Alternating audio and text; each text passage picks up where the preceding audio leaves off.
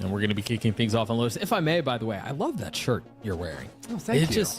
It's so fashion forward. Unbelievable out of you.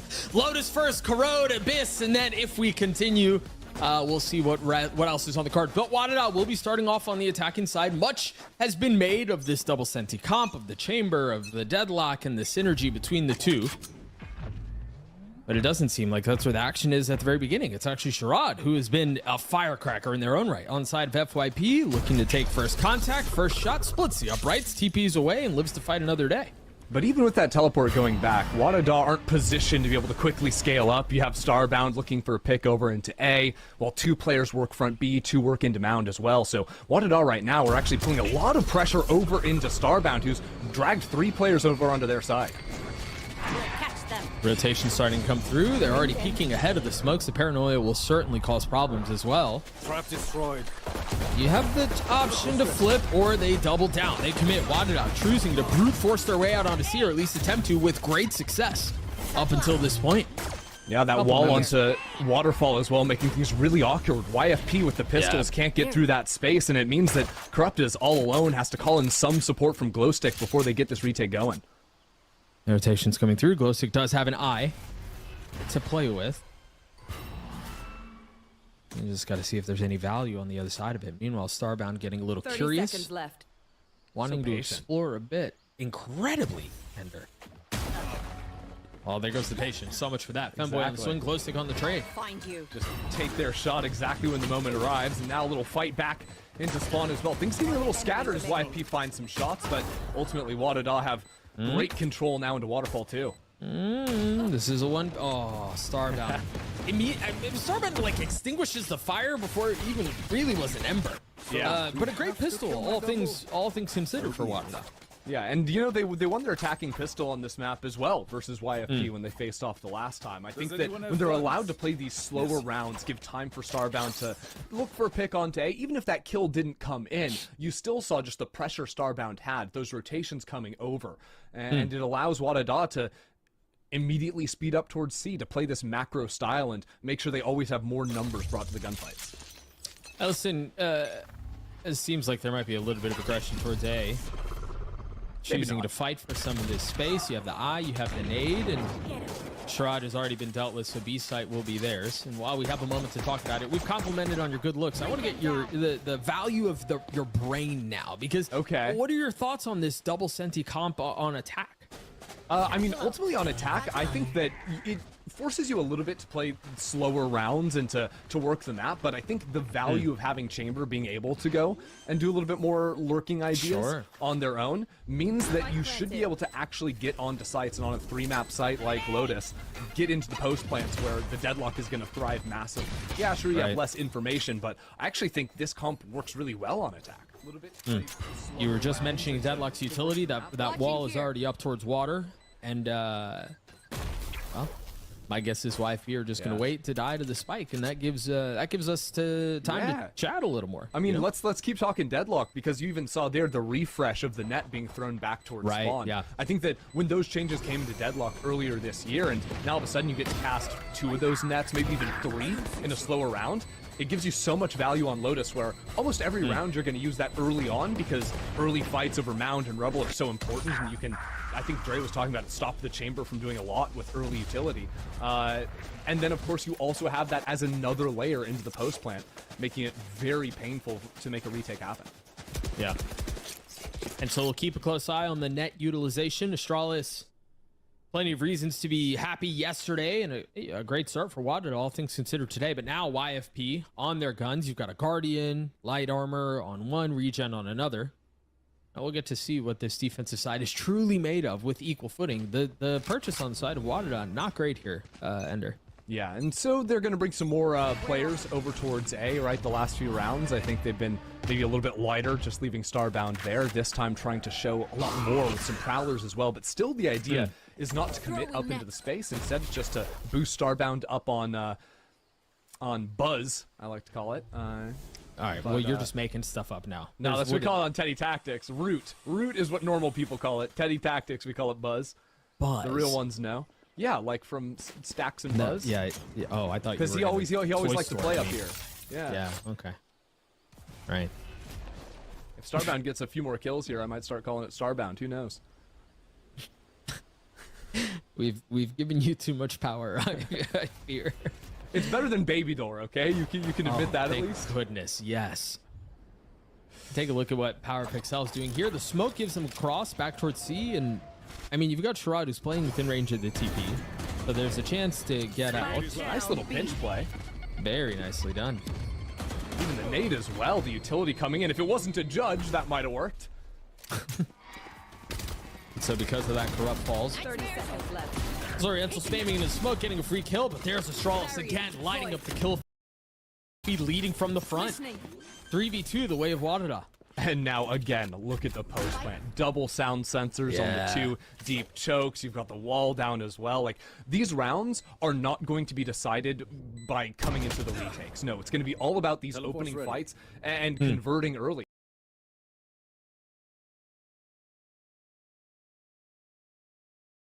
And we're going to be kicking things off on Lotus. If I may, by the way, I love that shirt you're wearing. Oh, thank you.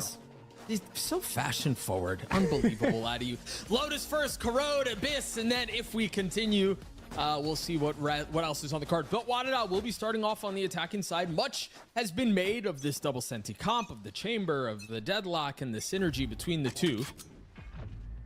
But it doesn't seem like that's where the action is at the very beginning. It's actually Sherrod, who has been a firecracker in their own right. On the side of FYP, looking to take first contact, first shot, splits the uprights, TPs away, and lives to fight another day.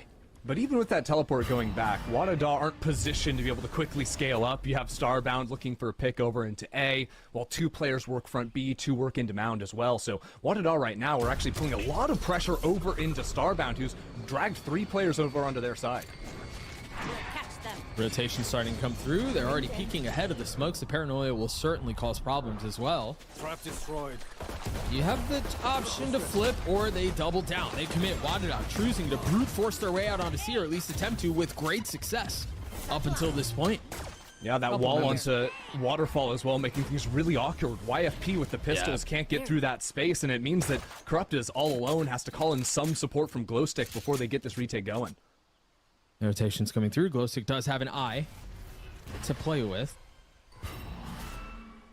You just got to see if there's any value on the other side of it. Meanwhile, Starbound getting a little 30 curious, seconds left. wanting to explore a bit. Incredibly tender.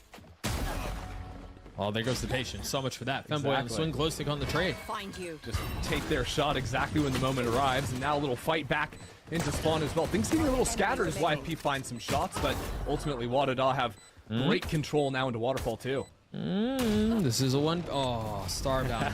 Starbound like extinguishes the fire before it even really was an ember.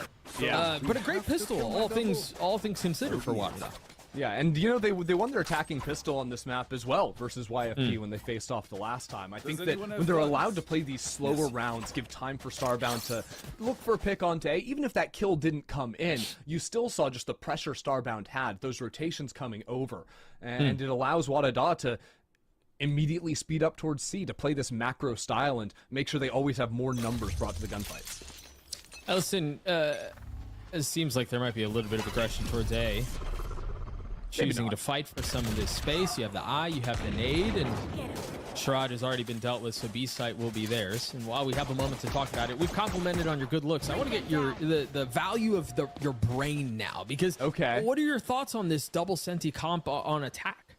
I mean, ultimately on attack, I think that it forces you a little bit to play slower rounds and to work the map, but I think the value of having Chamber being able to go and do a little bit more lurking ideas on their own means that you should be able to actually get onto sites, and on a 3-map site like Lotus, get into the post plants where the deadlock is going to thrive massively. Yeah, sure, you have less information, but I actually think this comp works really well on attack. You were just mentioning Deadlock's utility. That wall is already up towards water, and well, my guess is YFP are just going to wait to die to the spike, and that gives us time to chat a little more. I mean, let's keep talking Deadlock, because you even saw there the refresh of the net being thrown back towards spawn. Yeah. I think that when those changes came into Deadlock earlier this year, and now all of a sudden you get to cast 2 of those nets, maybe even 3 in a slower round, it gives you so much value on Lotus, where almost every round you're going to use that early on, because early fights over Mound and Rebel are so important, and you can, I think Dre was talking about it, stop the Chamber from doing a lot with early utility. And then, of course, you also have that as another layer into the post plant, making it very painful to make a retake happen. Yeah. And so we'll keep a close eye on the net utilization. Astralis, plenty of reasons to be happy yesterday, and a great start for Wadada, all things considered today. But now YFP on their guns. You've got a Guardian, light armor on one, regen on another. Now we'll get to see what this defensive side is truly made of with equal footing. The purchase on the side of Wadada, not great here, Ender. Yeah, and so they're going to bring some more players over towards A, right? The last few rounds, I think they've been maybe a little bit lighter, just leaving Starbound there. This time trying to show a lot more with some Prowlers as well. But still, the idea is not to commit up into space. Instead, it's just to boost Starbound up on Buzz, I like to call it. All right, well, you're just making stuff up now. No, that's what we call it on Teddy Tactics. Root. Root is what normal people call it. Teddy Tactics, we call it Buzz. Buzz. The real ones know. Yeah, like from Stacks and Buzz. Yeah. Oh, I thought you were. Because he always liked to play up here. Yeah. Yeah. Okay. Right. If Starbound gets a few more kills here, I might start calling it Starbound. Who knows? We've given you too much power. I fear. It's better than Baby Door, okay? You can admit that at least. Thank goodness, yes. Take a look at what Power Pixel is doing here. The smoke gives them a cross back towards C, and I mean, you've got Sherrod who's playing within range of the TP, so there's a chance to get out. Nice little pinch play. Very nicely done. Even the nade as well, the utility coming in. If it wasn't a judge, that might have worked. So because of that, Corrupt falls. 30 seconds left. Zoriental spamming in the smoke, getting a free kill, but there's Astralis again, lighting up the kill feed, leading from the front. 3v2, the way of Wadada. And now again, look at the post plant. Double sound sensors on the two deep chokes. You've got the wall down as well. Like, these rounds are not going to be decided by coming into the retakes. No, it's going to be all about these opening fights and converting early. I think even when we saw these teams face off on Lotus previously, it was still Wadada that had the advantage in terms of getting opening kills, but they ended up losing the map. Cover going up. Do a lot to YFP getting solid trades versus them. YFP also had just a lights out attacking side. So I think the YFP just need to get their rounds on this side. 5 was all they needed in the last face-off. Defense is going to be their weaker footing, but they're going to have to figure out some way to stop this spike going down round after round. And for, I mean, if I may, I just want to give you a chance to reiterate some of what you were just talking about as Wadada converts a bonus and you start to see the snowball become more of an avalanche. For Wadada, is that the win con? Once you get into post plants, you're kind of set? Oh, absolutely. Like, you're almost completely set, because not only do you have all that utility to stop out the chokes, but you've still then got, you know, Starbound. If you have a teleport still ready to go, you can leave Starbound on site with an easy teleport away. I just think it becomes so much easier to play these post plants with the utility that Wadada are going to have at their disposal. And frankly, I don't know if the answers are necessarily going to be there for YFP on the retakes outside of the big ult rounds when they have those. Sure. Those tend to be the great equalizer. Classic little triple high-low. You love to see that one. Sleep. And Wadada, again, just kind of cracked the map wide open. YFP not in a position to fight back, or shoot back, really.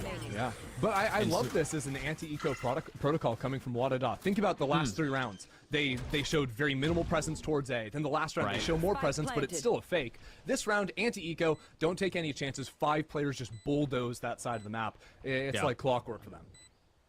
And that was, again, going into that triple high-low that we talked about.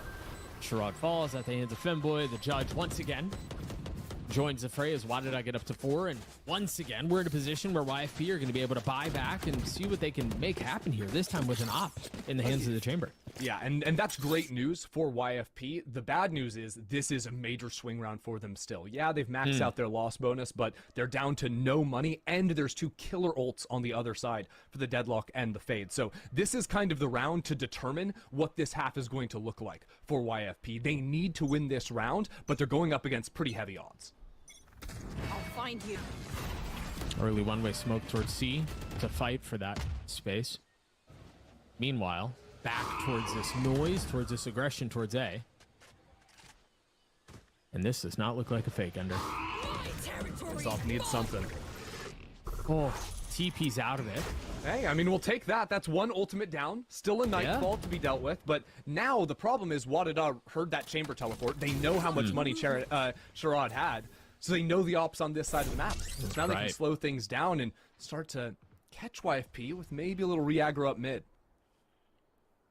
That does seem to be where they're headed. 2 members make that 3 on the side of YFP. Within close proximity and a trip as well. Paranoia just a little bit off the mark. Femboy goes forward, grabs one, traded back though. And now they're going to accelerate, but keep an eye on the mid. I don't know. It's a fake. Yeah, a little fake with the audio denial. Now a door being tapped onto the A site. Sherrod, is it going to be there? The shot missed.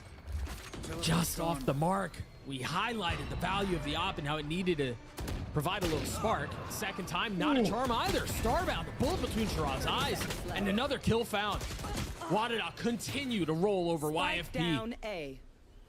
Hold on, though. 20 seconds left onto the clock. Starbound needs to get the spike and plant. All the while, this lurk from Juna activates. She is in the perfect position. Player standing. Juna's been so steady for Wadada, but not able to convert this time around, leaving Starbound in a 1v2 with an outlaw with no other weapon option. A little early, pre-fire, and the Headhunter's not going to find it. Close stick with 4 as YFP finally get on the board. That wasn't on my bingo card right there. The early shots onto the teleporting Omen. A little bit antsy in a high-pressure moment, but this is exactly what YFP needed, right? They can't afford losing that round, and now, not only do they keep some guns alive, keep the op alive, get the round on the board, but they have also chewed up 2 of the best ults in the game on the other side. It doesn't get any easier. There's still going to be a showstopper coming in and whatnot, but that is the start of something now for YFP in this first half. Might just be a crumb, but you're right. There's something you can build off on here. Yeah, the alternative was losing this and being cooked for the next 3 rounds. Yeah, you know what? You're right. This is infinitely better than the alternative. Well said. I really, we can continue to talk about the Sherrod Starbound matchup. I feel like Starbound is just confident swinging every single fight, and Sherrod does not look nearly as comfortable in that position. And it's a little bit of a different moment right now for YFP after, getting big upsets in the upper bracket, now being down in the lower bracket where everything is riding on this series after a tough one yesterday. And now more pressure mounting on C. That fuse has been lit, and there's nobody home. So you're going to get the space, but no lethality found. But that's okay, right? Again, think about the post plant wall onto Waterfall, now looking for a fight up with the judge inside of that smoke. Yeah, you're right. Hello, what? That was not part of the plan. Juna on the trade. Femboy scaling up. We talked about just how good Juna has been in a position to deliver for Wadada once more in the face of 3, waiting on the other side. Drone spotted, cleared, but position given away. Surely you know where the fight's headed. Sherrod able to best. Just not going to be enough, though, leaving Power in a 1v2. Doable. Very doable. All about positioning, all about time. And what in the world is taking YFP so long? They've got to get a move on. They've got to scurry up. Just a tap. There's the swing. Stops the diffuser. I don't know that there's enough time. Beautifully played from Power. What? Just the patience from that position on Ben for the Red Bull clutch out of Power. Choosing to just full ignore Corrupt and get the kill on the diffuser, knowing there was not enough time left on the clock. And I think you can see as a timeout is called, I would call one too, after a round like that. The fact is, even though it's a 2-on-1, the amount of time you're saying, why are they waiting so long? Well, they're worried about, well, we haven't seen Power in forever. Is that going to be a re-wrap through Waterfall into our spawn? Did Power just sit in Waterfall now that the wall has gone down? Like, surely Power isn't just playing back on site, full baiting the team. Turns out that's exactly what they were doing, and YFP had no clue that was even an option. And so there's that timeout that you mentioned from the side of YFP. We've just been able to put up one meager round on the defensive side of Lotus. This is Wadada's map pick, and this is a marathon and not a sprint. But, boy, Wadada are out of the gates looking much more comfortable and much more confident as opposed to the opposition. I mean, a lot of these stars that we've talked about on the side of YFP they've been silhouettes. They've been shells of the players that we've come to expect.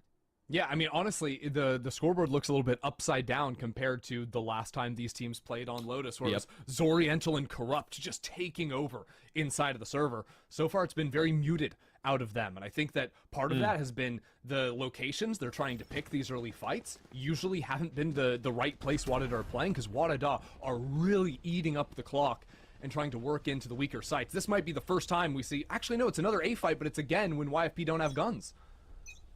Remember last time both teams decided that this was going to be the setting in which they wanted to brawl? It was a slaughter. This time, though, YFP, great use of utility, don't even really allow Wadada to get in a position in the first place. Yeah, the difference is this time, well, there's a chamber ult online, so Wadada don't just blindly rush into the space. They recognize, hey, there's pressure here, probably going to be that chamber too, so they can now threaten back and just even look at how they're pushing and pulling YFP around the map. It looks like they want to go back and re-clear A perhaps, but what they've done is just full bait YFP onto C. You got to be careful here, though, because with all of this time and all of this lack of information, you run the risk, if you will, the possibility of strolling into the wrong site, where there might be a stack, where there might be a trap, and Yeah. these it's are the certainly messy possible. ones. Yeah, because right now, I think for the last 20 seconds, they were expecting YFP on the eco to overplay their hand a bit, to go for a walk-up, front B, out back into C once again. Now that that hasn't come in, right, as you're saying, 40 seconds on the clock, a little bit of time pressure now, being a little bit more committed over into looking at a B pop. Paranoia out. Satchel out. Fortunately for them, another vacant site found. 30 seconds I mean, left. this is just great macro calling and prep too. So often finishing into the B site with this deadlock wall placed into water, setting up, getting this plant down relatively easily. Planted. Oh, second time's the charm, I guess. And now the rocket popped. Numbers advantage, the wave of the defense. Starbound joins the fray, gets into the fight, able to trade it back at least a little bit. Juna behind But the enemy lines. advantage still so great, and Juna is on the flank. Juna is on the prowl. But Power, once again, left in a 1vx situation. Once again, called upon to deliver for the team. Pull off a clutch. But Scary Shark's just going to stick the defuse the entire way through. A thrifty round and a desperately needed one for YFP. Yeah, YFP do everything right there on the retake. First thing first, they had players ready to bust down that deadlock wall and act swiftly, instantly committing the ultimate. That's 2 ults committed, the Raze and the Chamber, on an eco round, but they liked their odds and it pays off big time for them. What else can they capitalize on here? What else can they turn as far as momentum goes? Because you think about the last round they won, it immediately turned into a stomp, and all of a sudden YFP were on the back foot once more. Yeah, well, I think that if these rounds do turn a little bit slower, YFP just need to get the right mid-round information to be able to anticipate these hits for the retake a little bit more. Very far back. Bolt back Nightfall. on behind. Fully committing onto it. Juno, once again, repositioning. It's been the thorn in their side, but this time Glowstick easily pulls it out. And yet Femboy's got the judge. Of course they do. Right. Now post it up again. You have to, again, break down this wall. Hasn't been done, but this time Nora has a flank opportunity. And there goes that opportunity squelched. Meanwhile, Goal committed out onto the site. YFP getting a lot of value back, taking a lot of space back alongside it.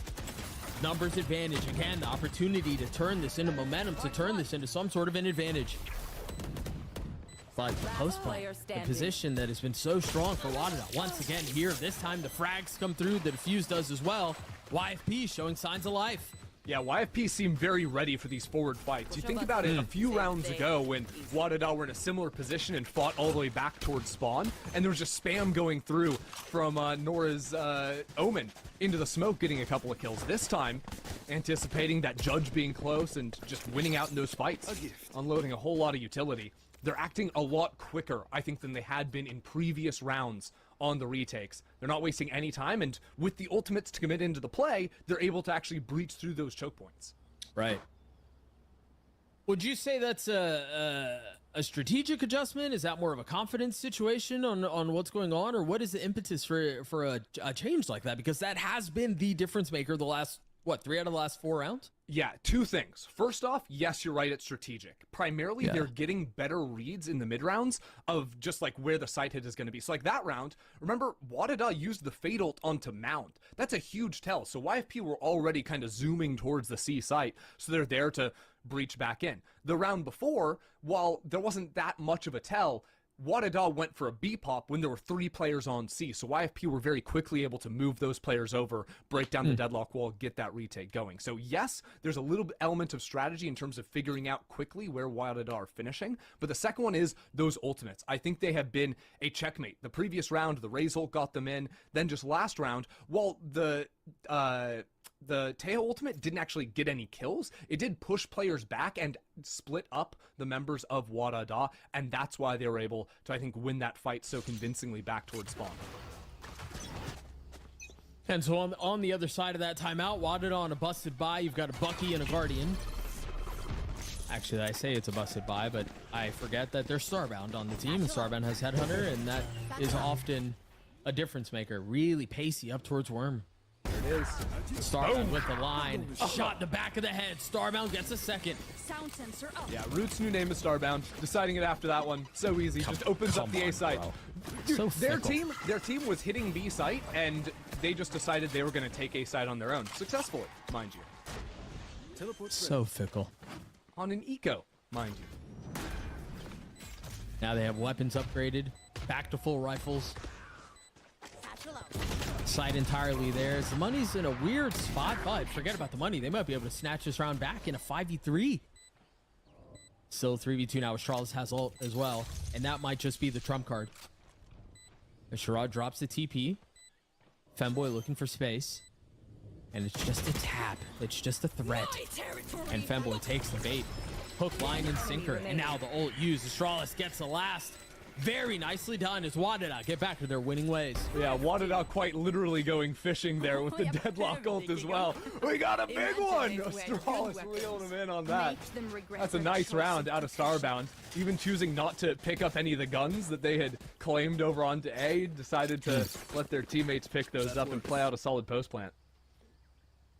I'm going to take a look at that one more time. Starbound with the, you know, it is always poetic when we set things up like that, and it is exactly how it delivers. But Starbound and Astralis have been rocks for this team. Without a doubt. So into the next we go. Starbound still has an op in play. Pushed off by the Paranoia right off the bat, and a seize, and a nade, and a smoke. A main, not open for business. I want to see YFP hold on to this space. Right now it looks like they might even fight forward, but I think YFP need forward lines of information like the one Sherrod's holding right now. You got to find value on the other side of it. TP's away. There. Tough No opening joy. duels for Sherrod so far. A lot of All TPs map away really. and giving up the space. And this is the scary part of playing the map from YFP is once you lose all that space, you're not getting it back. So now Nora is the only piece of information anywhere on the map. And Wadada seemed to have ideas at sending Starbound her way.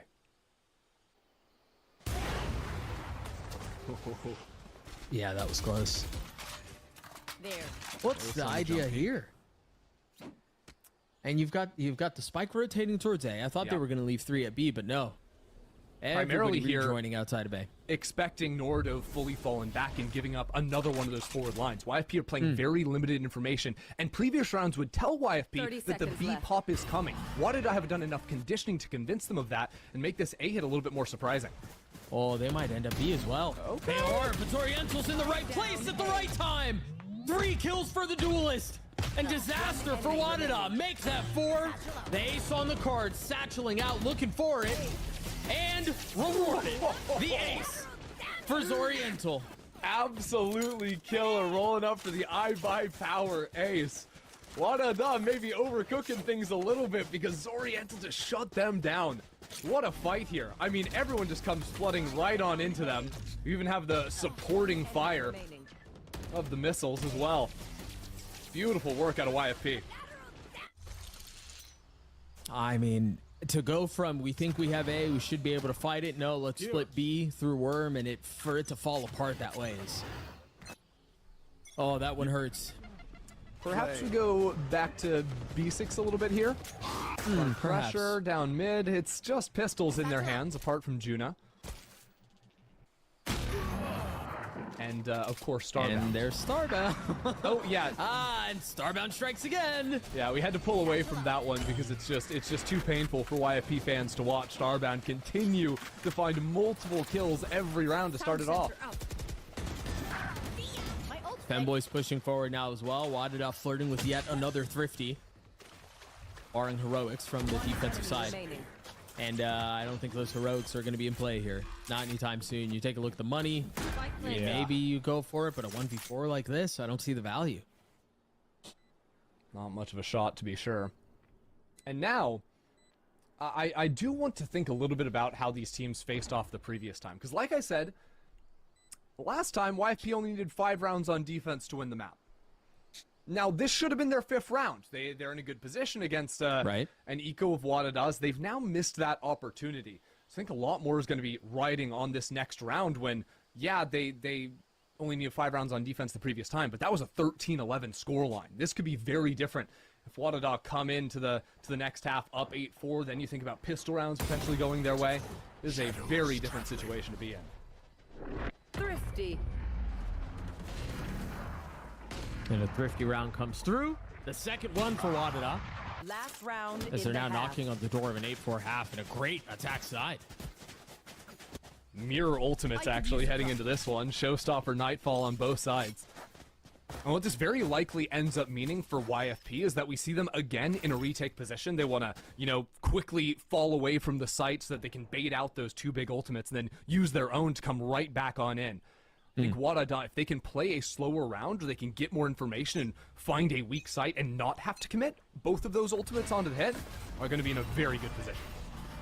Trying to peek ahead of the smoke. The eye will confirm that someone's waiting on the other side. It's now the test. Do we just end up leaving the operator here on Starbound? No, it's just going to be 5 players hitting into the site. Just a Nightfall should be the hope for them. And they don't commit the Showstopper. I like this pattern to get into the site from Wadada. Now with the wall and the teleport forward from Juna. Keep your eyes on stairs. She is on a warpath. Again, Juna goes exploring it again.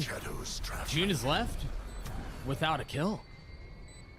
But they did manage to get the spike down. They do have Astralis' utility up, and they do have Femboy's full belt of utility, including the ult. And there's a rocket pop traded on the other side. With the Nightfall to pave the way, is Oriental not going to find their mark. As Astralis looks for the swing, finds it, and Wadada completely snuff out this retake attempt. Just 2 members left on the side of YFP, and they don't really have the tools to do this. They don't really have the time to do it either. Side by side, shoulder to shoulder, 1 kill's found, but still 3 to be netted, and that's just, there's no shot. Astralis puts away the last as Wadada put up 8 on their attack side. Yeah, it's a great half to start things off for Wadada. I was very pleased with how they played a lot of these slower rounds and even just the ideas going into the last round there as well. Making sure Femboy has the rocket for the post plant completely stunts any attempt for YFP to come back into the site. But this is where YFP feel much stronger on their attacking side. This is where we saw Zoriental and Corrupt absolutely dominate the previous time. And for a team that very nearly took down Shopfire Rebellion just last night, you gotta know they've got something cooking up for the second half. Sure. Now, flex for me again a little bit here, because we talked about the double senti compound attack, and we talked about the deadlock value of the sound sensors and the wall and the delay and this, that, and the other, but defensively, surely that doesn't play the same way. It plays very differently. The main difference is having the chamber means that you have very little active information in terms of abilities in your kit, but you want to hold forward lines. That makes up for it, and little walks like these give you options. Starbound inserted, Corrupt, playing with fire, just a shoulder, TP's away. But even look at that. Even as the teleport goes back, check out Mound. Juna's step forward. This is a difference in how YFP and Wadada play. YFP are usually falling back on defense. Wadada are always ones to take a more forward position just like this on your screen. They're making a lot of noise towards A, but it is all a fake. Juna's the only one up and goes a bit too far. That's going to open things up. That's going to give him a free C site. Yep. Dre was complimenting the prep of YFP in their previous series on the desk, and you can even see there, very good patience, expecting a walk forward, even just being there ready to re-clear. As this fight does go what it does play, big pressure on the flank is going to make YFP want to actually flip and fight back in towards spawn. Yeah, a little damage out though. I mean, Power is left to 12 HP, so it wasn't without dropping a dink on the way. What are you looking for here? Well, actually, I mean, that might just secure it. We talked so much about how Sherrod was not really able to fight back in the first half, but a proper belter of a start to kick things off in the second. But the spike still a problem. Enemy remaining. Wadida starting to Last push player a standing. 1v1. Sherrod's so weak, and Femboy does not lose those. That is absolutely major. Both pistol rounds secured for Wadida. Now moving up to 9. Sherrod had a great round, but at the end of the day, in this post plan, I think Femboy just does a little bit better. First of all, is ready for that fight back into spawn. You know, was the player that was sent sort of on their own to get the job done, and they do exactly that. And so off of that, Wadida, again, they win the second pistol, as you mentioned. They've won the last 3 rounds, going back into the second half. They've got an outlaw in the hands of Starbound, and I think as you mentioned in the previous round, Ender, the ability to put the chamber up in some of these aggro lines and deny some space, especially in rounds like this, will be troublesome. But It's a force up. Yeah, they're buying. 3 players with full armor to try and face into Starbound here. They have to deal with this chamber, and they've done a good job with the suppression. That's a great opener again from Sherrod. But there's a judge. There always is. Trouble. Oh, the judge is trouble. That's 2. 3. Unbelievable. The third I thought wouldn't deliver. But lo and much for behold, their between elite Femboy and Power, that's a Wadida round win. They get to 10. And that round was to kind of stay alive for YFP. Put so much into it to make sure they could win it. And yeah, they checked off the 1 box, which was deal with the chamber and deal with that long-range gun. Sure, they did that beautifully. The utility, the suppression, but that judge is always going to be there from Femboy. Yep. And to get 3 there is just quite silly, to be honest. Yeah. I like that we're thinking the same thing. Great minds. Oh, man. Something like that, but now YFP, they can't even go back to the well and go for another force. Things a little bit grim for them. Even the drone not getting the tag lets Starbound stay in this aggro line. Doesn't even have to step back to respect it. And Look at the map. You're suffocated. Yeah. Forward deadlock wall A. Forward Right. chamber on the outlaw, killing you on C. Okay, so you have to go B. What if you Right, don't you're want to go B? funneled. Yeah, You don't there's have a that there's a choice. trip here. There's 2 players. Wadida are in position to open the door if they wanted to. Like, there's no right answer for YFP. I mean, Wadida are playing them like they're on puppet strings, forcing them to play the way they want to play on the map that they want them to play. Yep, there's a door tab, a paranoia, a collapse. Spike down. B. Wadida in full control here seem to be incapable of doing wrong. That was a nice shot, but oh no. Oh no, oh no. Well, they've certainly done it to him. Yeah. Do you want to go ahead and break that one down? Not That particularly. last kill there? That's not you? I'd rather think about joyful things, hopeful things. The fact Okay, that so how about YFP this have for a some little hope? guns? Yeah? Yeah, you've got full guns, you've got light armor on Corrupt, yes, but and maybe you play around Glow Stick being 2 points off of their ult, and you got a shot at putting something together? Sure. Yeah. Okay. Let's worry about breaking this high-low first. That's the first box to check. A little bit of utility should help at the eye from mid.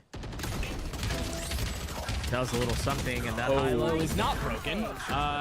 Well, actually, hang on, hold the phone. YFP punching back. Yeah, good trades coming out of that one, especially being ready for that player coming out from B. Now they can open up the door, move into the A site. Femboy does have an ultimate. That is the only thing that's a little bit concerning, and there are some bodies with some upgrades. And there What are do we go for? satchels. Bomb buddy out. 1 kill, and you can rip the showstopper. That's all you need is 1. I mean, you're up 7 rounds. Do you even need to wait that long? That's 1 satchel used. Femboy with the tap of the door.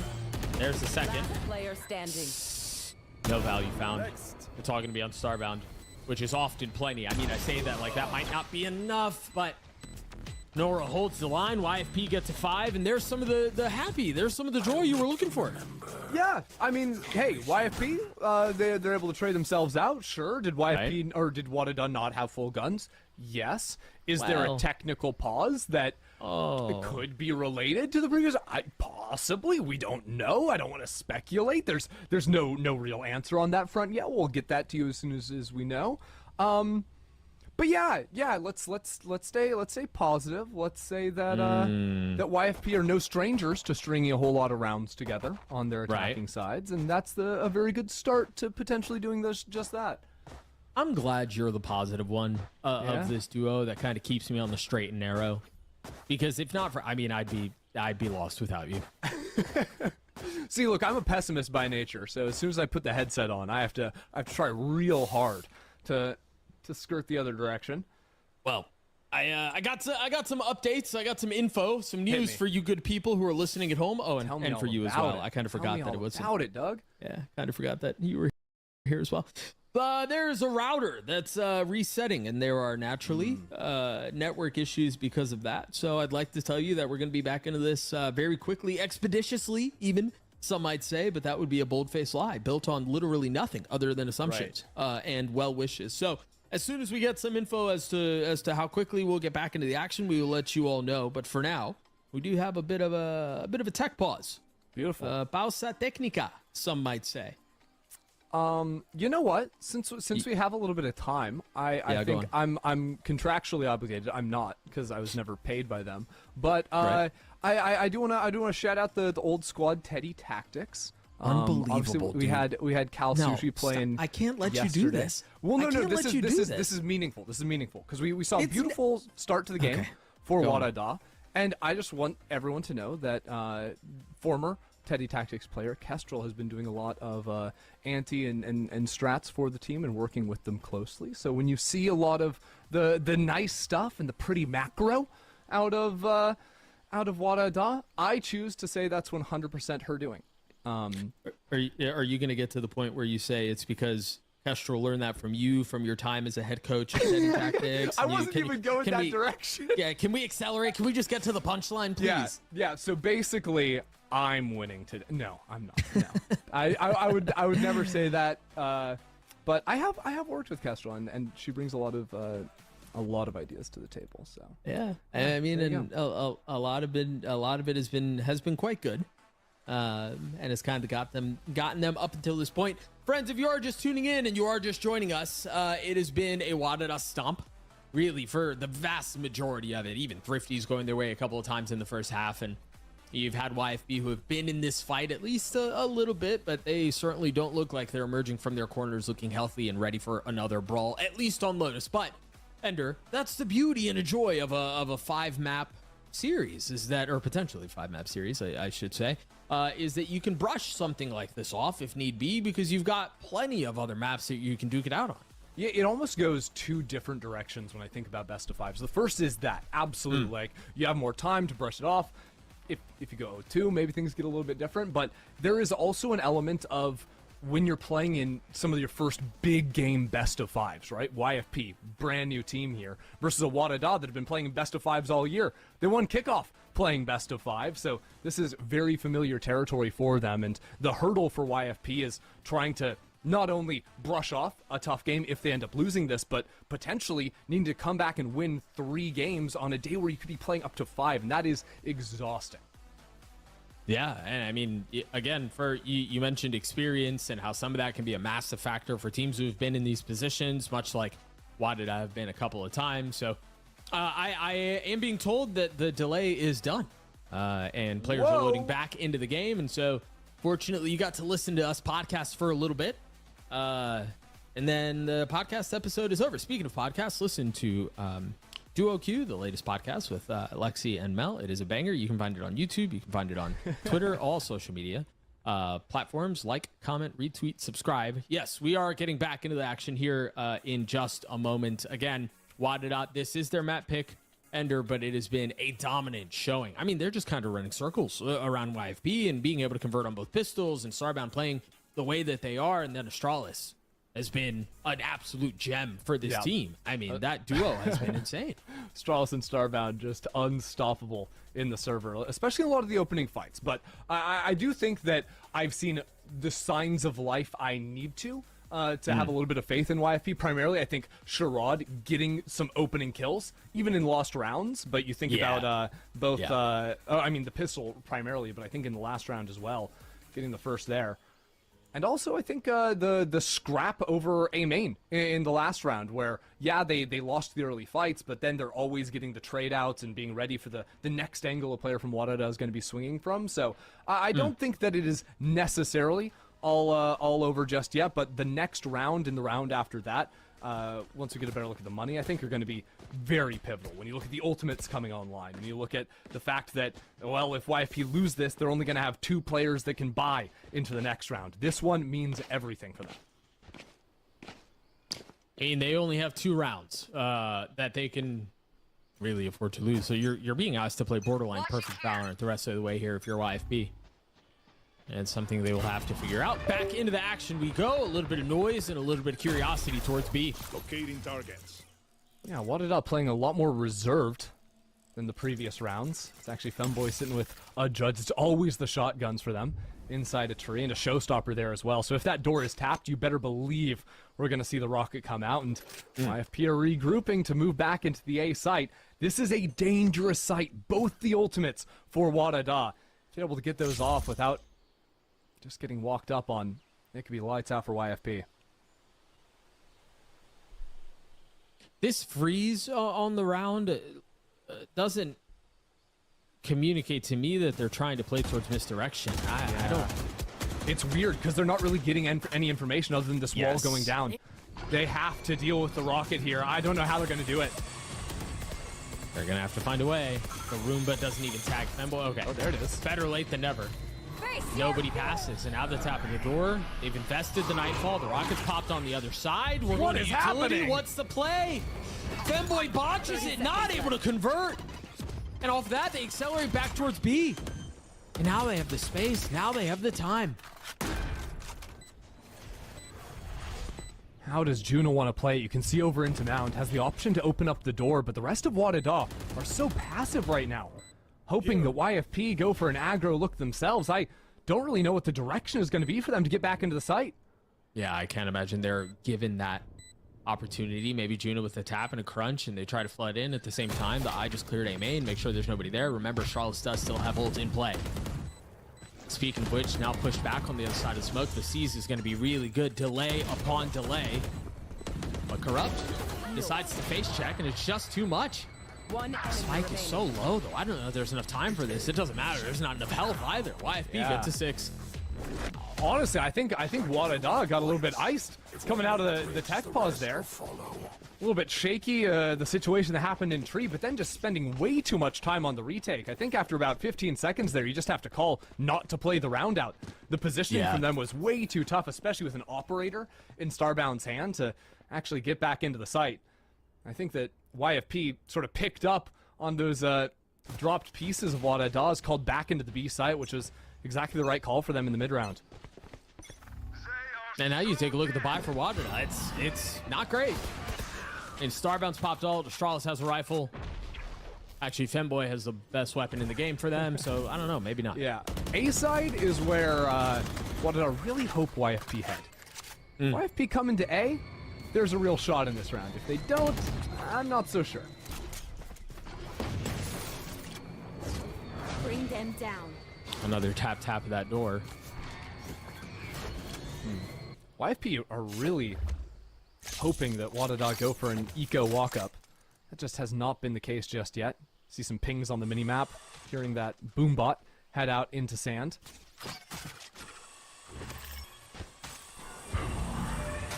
What that does is it forces a little bit more utility to make sure they clear away these close corners, and that allows Wadada to start shifting Juno over.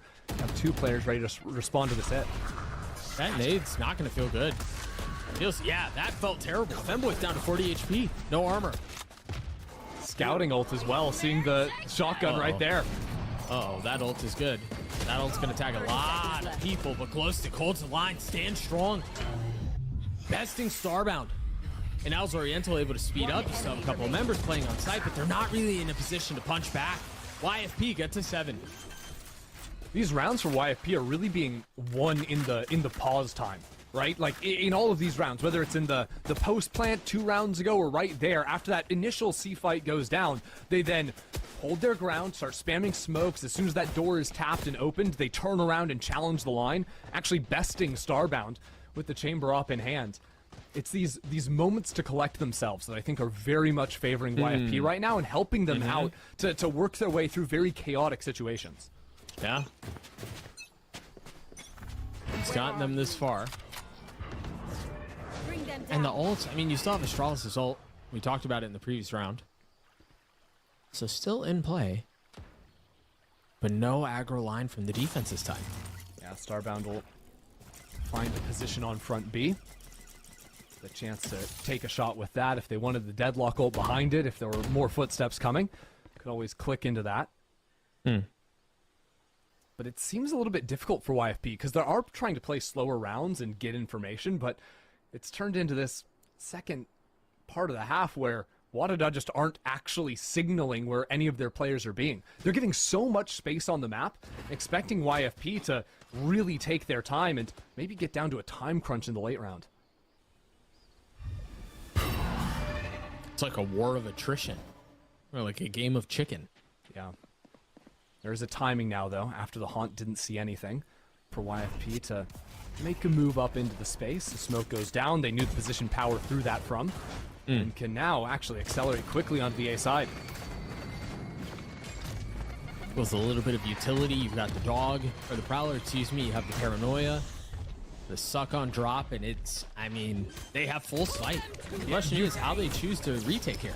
Yeah, just off of that ultimate, because the Paranoia is the only real piece they have to get back into the site. But there's only 10 seconds left on the clock. Down And the spike is sitting on the ground. Very Shark now having to double down and try to get that thing through. Will succeed. And so far, so good, but numbers starting to dwindle for YFP, a 4v3 for the defense. Wadada in a really nice position here. Now the ult has been popped from Shard on the other side. Immediately put back down, send into the next round. Wadada in a beautiful position to put this round away to get to map point, and that's exactly what they'll do. Good fight right there from Wadada, sending so many resources into stopping the spike from being planted. And that was the idea the whole round. Remember, what they were not stepping forward anywhere across the map. And what does that mean? It means YFP are cautious the whole time. They're timidly creeping up into the space. They're execing with 30 seconds left on the clock. And Wadada can use their util, their ultimates, and just their bodies to pressure YFP into not really being able to plant the spike comfortably and having to just walk out one by one and take unfavorable fights. All right, a little bit more hope, if I may. Okay. Zoriental, one off of Rocket. Glowstick has ult. We've talked about just how valuable those two ults can be in conjunction.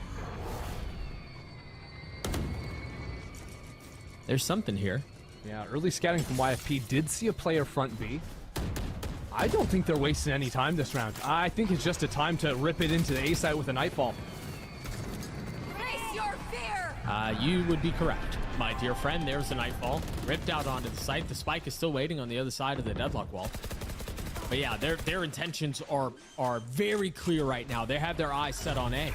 Better post plant. Now a good position with a little high-low setup looking at the rope. Zoriental eats that Paranoia. Oh, that ult is not going to feel good either.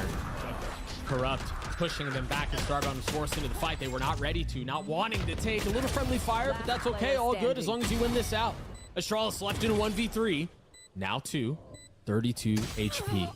There's the chamber. There's the 3K. There's 8 for YFP.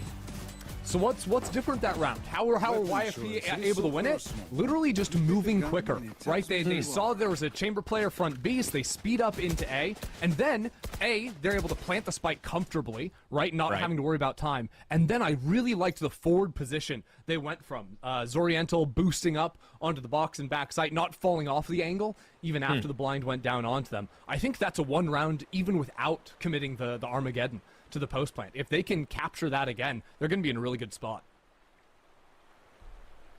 Wadada surely are having very similar discussions to what you were just highlighting, realizing that YFP are inching closer and closer to this comeback. They've won 4 out of the last 5 rounds. They seem to have figured out their pace, and they've seemed to have figured out their time on these attack sides. And Wadada, I don't, perhaps giving them too much space. I think so. And I think that the adjustment I would like to see made here is this round, I truthfully don't care. It's a throwaway. It's an eco. Don't show exactly what the hard read is going to be. But in round 22, I want to see them switch to fighting very aggressively for the forward space on A Rubble. I think if you dominate that space with 3 players right off the rip, you're going to throw off what YFP's success story has been so far. And very likely, YFP are going to be trying to go there again after this eco round. Yeah. And look, I've casted this game for 5 years now, and there have been too many times that I've seen a map end on a thrifty situation. And then, if I may remind you, good people, of the 2 thrifties that Wadded Out won in the first half, this is not secure. This is not easy. Yeah, I call it a throwaway round because you don't really, have to use your best strat going into it, but it's still a threatening round for sure, especially with 3 players all bundled boy. up on C. Oh boy. This has trouble written all over it. Paranoid traded, Power Pixel waiting on the other side. Astralis the first to fall, and there it is, the tap of the door. There's Power with 2. But the One rifles enemy erupt, remaining. and so do the frags for YFP.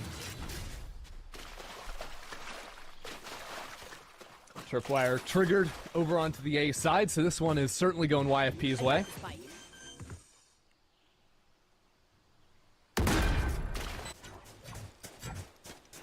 I really am curious what the attitude is going to be heading into round 22. On what? Tell me more. Well, primarily from Wadada, if they're going to keep playing the same, passive style, or if they are going to go for the early fight.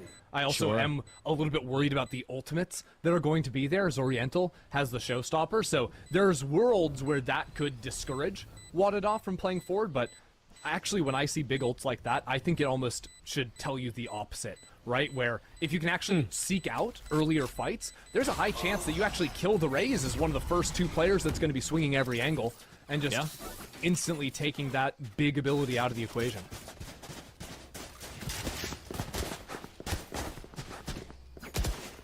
All right. What's the situation here? An op for Starbound, as is expected. Power with the ult. And there is no early bunch. There is no early group up. Like, it looks like they're going to want to fight.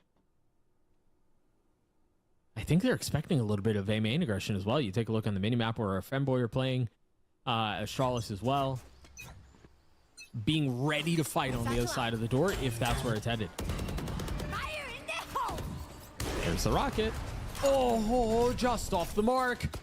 Paranoia traded. It gets the job done, right? The teleport away, showstopper now not going to be a factor into the round, even if you don't get a kill. That's a big win for Wadada.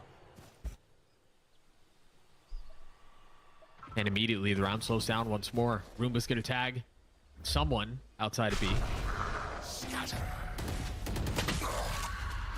Nora's been using a lot of these ultimates just to scout the early space and try to figure out where the judge is going to be in Femboy's hands. We've seen it on C, now in B main. It's consistent anti against the rattiness of the judge play.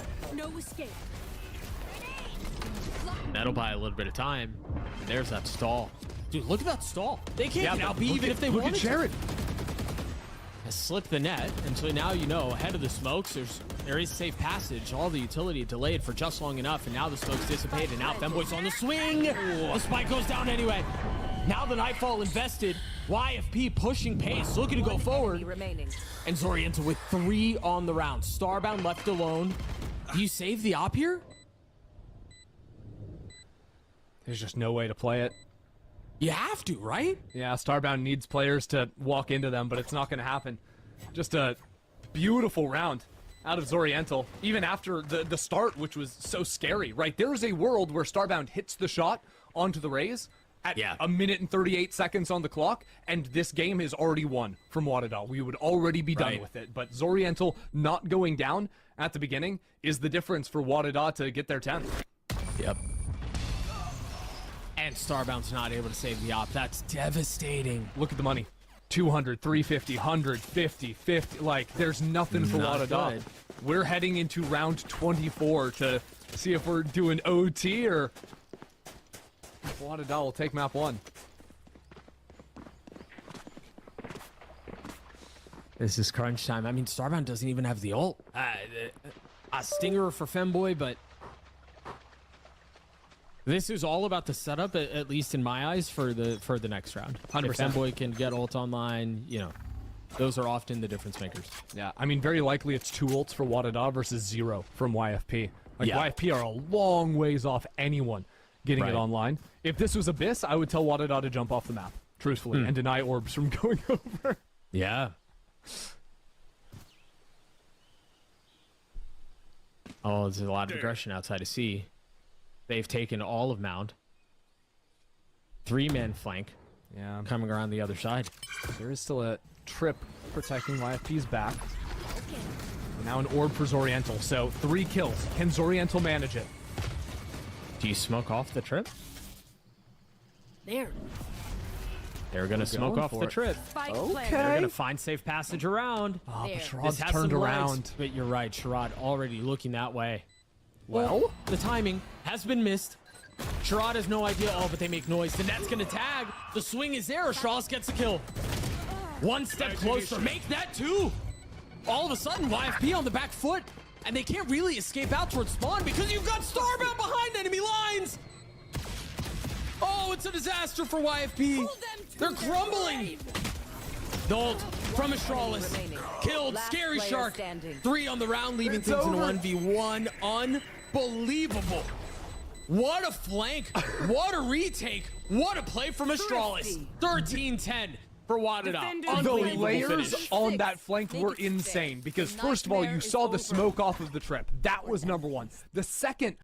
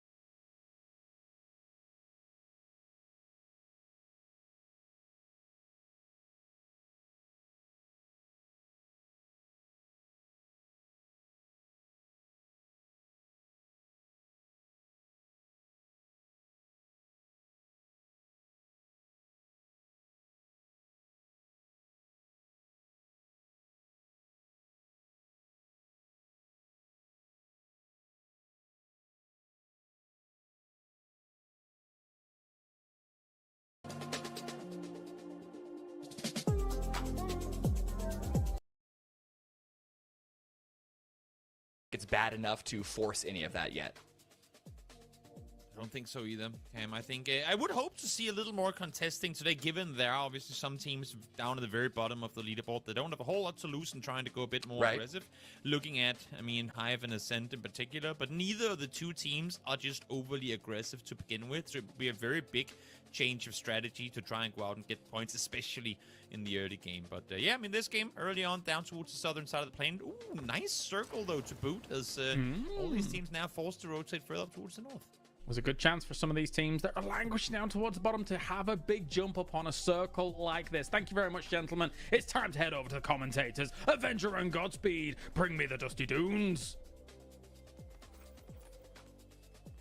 Yes, sir, we will indeed bring you the final 2 games here of Masters in the Dusty Dunes. Miramar in quite a few circles we've seen, Martin, start up in the northeast. Actually, I'm okay with it. We don't normally head to cruise or water treatment north of it, I should say. And so this, you know, at least we got that in Masters. We do have Death Star Trench, though, right in the middle next to Bestia. That's a... I hope it doesn't end there. I do love myself some variants on the circles, and this one is good enough for me. The north of Minas has been new. I like the truck stop area, kind of this area in between Asaha truck stop and this, but it does not offer a lot of cover, and that's really my biggest problem. This kind of whole road and the 2 compounds on both sides of it, there's not much to play else with that, and the kind of ridges and around it, right? So it's kind of been nerfed a little bit since truck stop has been introduced, but majority of the teams already moving in here.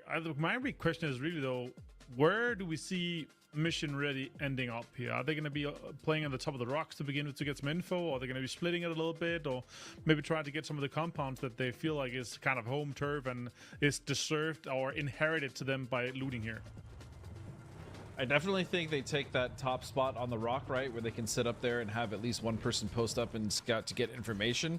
I mean, they're in a good position as it is, right, Martin? So they don't technically need to leave, but that's the problem. We talked about it yesterday. We even talked about it the first day. When you are given center circle off of the first rip, you have some pretty tough decisions to make. So we'll see where Mission Ready ends up going, as I do believe, again, they will at least stay there for the time being to get some information, as they do have Win or Die as well as Bestia above them and Slam G. Now, I do want to talk about this team a bit, Martin, because I mean, especially when you look at, you know, Boostic on that team and what they've been able to do and how good that player is, as well as the rest of the, you know, the Arctics, you have Mogor, Lure. I mean, this is a really solid team, and we've seen some incredible stuff, but they've struggled, Martin, so far in this Masters. Yeah, a little bit sad, to be honest. There's been some teams that we've been very impressed with regionally, and they actually should be coming in and be dominating quite a bit, but it's been overshadowed, and yeah, BBT. Again, a double for PJ Fry. That surely is double G card, right? Two teams are just overly aggressive to begin with, so it would be a very big change of strategy to try and go out and get points, especially in the early game. But yeah, I mean, this game early on down towards the southern side of the plane. Ooh, nice circle though to boot, as all these teams now forced to rotate further up towards the north. Was a good chance for some of these teams that are languishing down towards the bottom to have a big jump up on a circle like this. Thank you very much, gentlemen. It's time to head over to the commentators. Avenger and Godspeed, bring me the Dusty Dunes. Yes, sir, we will indeed bring you the final 2 games here of Masters in the Dusty Dunes. Miramar in quite a few circles we've seen, Martin, start up in the northeast. Actually, I'm okay with it. We don't normally head to cruise or water treatment north of it, I should say. And so this, you know, at least we got that in Masters. We do have Death Star Trench, though, right in the middle next to Bestia. That's a... I hope it doesn't end there. I do love myself some variants on the circles, and this one is good enough for me. The north of Minas has been new. I like the truck stop area, kind of this area in between Asaha truck stop and this, but it does not offer a lot of cover, and that's really my biggest problem. This kind of whole road and the 2 compounds on both sides of it, there's not much to play else with that, and the kind of ridges and around it, right? So it's kind of been nerfed a little bit since truck stop has been introduced, but majority of the teams already moving in here. My big question is really, though, where do we see Mission Ready ending up here? Are they going to be playing on the top of the rocks to begin with to get some info, or are they going to be splitting it a little bit, or maybe trying to get some of the compounds that they feel like is kind of home turf and is deserved or inherited to them by looting here? I definitely think they take that top spot on the rock, right, where they can sit up there and have at least one person post up and scout to get information. I mean, they're in a good position as it is, right, Martin? So they don't technically need to leave, but that's the problem. We talked about it yesterday. We even talked about it the first day. When you are given center circle off of the first rip, you have some pretty tough decisions to make, so we'll see where Mission Ready ends up going, as I do believe, again, they will at least stay there for the time being to get some information, as they do have Win or Die, as well as Bestia above them, and Slam G. Now, I do want to talk about this team a bit, Martin, because, I mean, especially when you look at, you know, Boostic on that team and what they've been able to do and how good that player is, as well as the rest of the, you know, the Arctics, you have Mogor, Lure. I mean, this is a really solid team, and we've seen some incredible stuff, but they've struggled, Martin, so far in this Masters. Yeah, a little bit sad, to be honest. There's been some teams that we've been very impressed with regionally, and they actually should be coming in and be dominating quite a bit, but it's been overshadowed. And yeah, BB team obviously winning 5 of them yesterday. No, not a single one of the same teams coming in. I really like that. That really opens up the leaderboard quite a bit. And yeah, then again, we don't really know what the invites are based off on for Masters 5 in Seoul, but it would be cool that some of the best teams coming out of the regions would be invited to that alongside the GPT teams, as the graphic said here. But now Mogor, Slam G boys here. Obviously, these guys are going to PGS, and they're going to be happy for that, but they've got to finish today first. And so far, this 12th place doesn't really do them justice, Godspeed.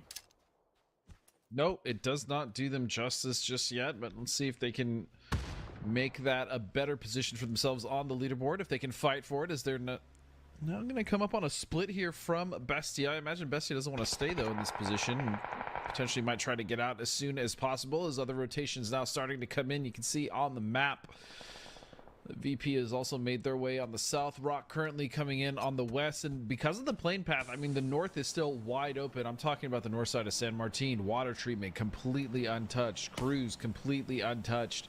Rotations even all the way up to around El Azahar are wide open, so we will see, in fact, how many teams are actually opt to go north. I think Rock will be the first, as you also have BB team moving in a very empty southeast as well, and so most of the teams have actually opted to center up on the circle, which is actually not unusual. We've seen that pretty much all weekend, all these teams trying to get in the center so they don't have to deal with the nonsense of these rotations.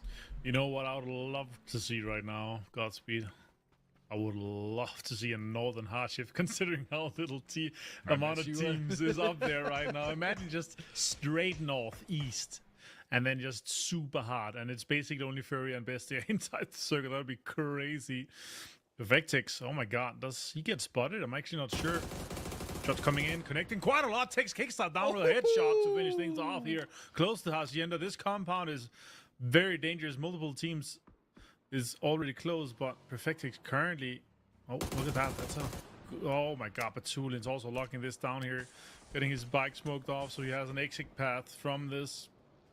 Losing Kick like this is very unfortunate to get this done here. Now the support is coming in, the backup is coming in. Oh, look at this, the driving too. Oh, Batulin's, can he hit? Oh, that's a lot of good. The headshot as well, finds Singleton too. And now Tick is knocked and Kickstart is out. This painting very hard game here for Falcons.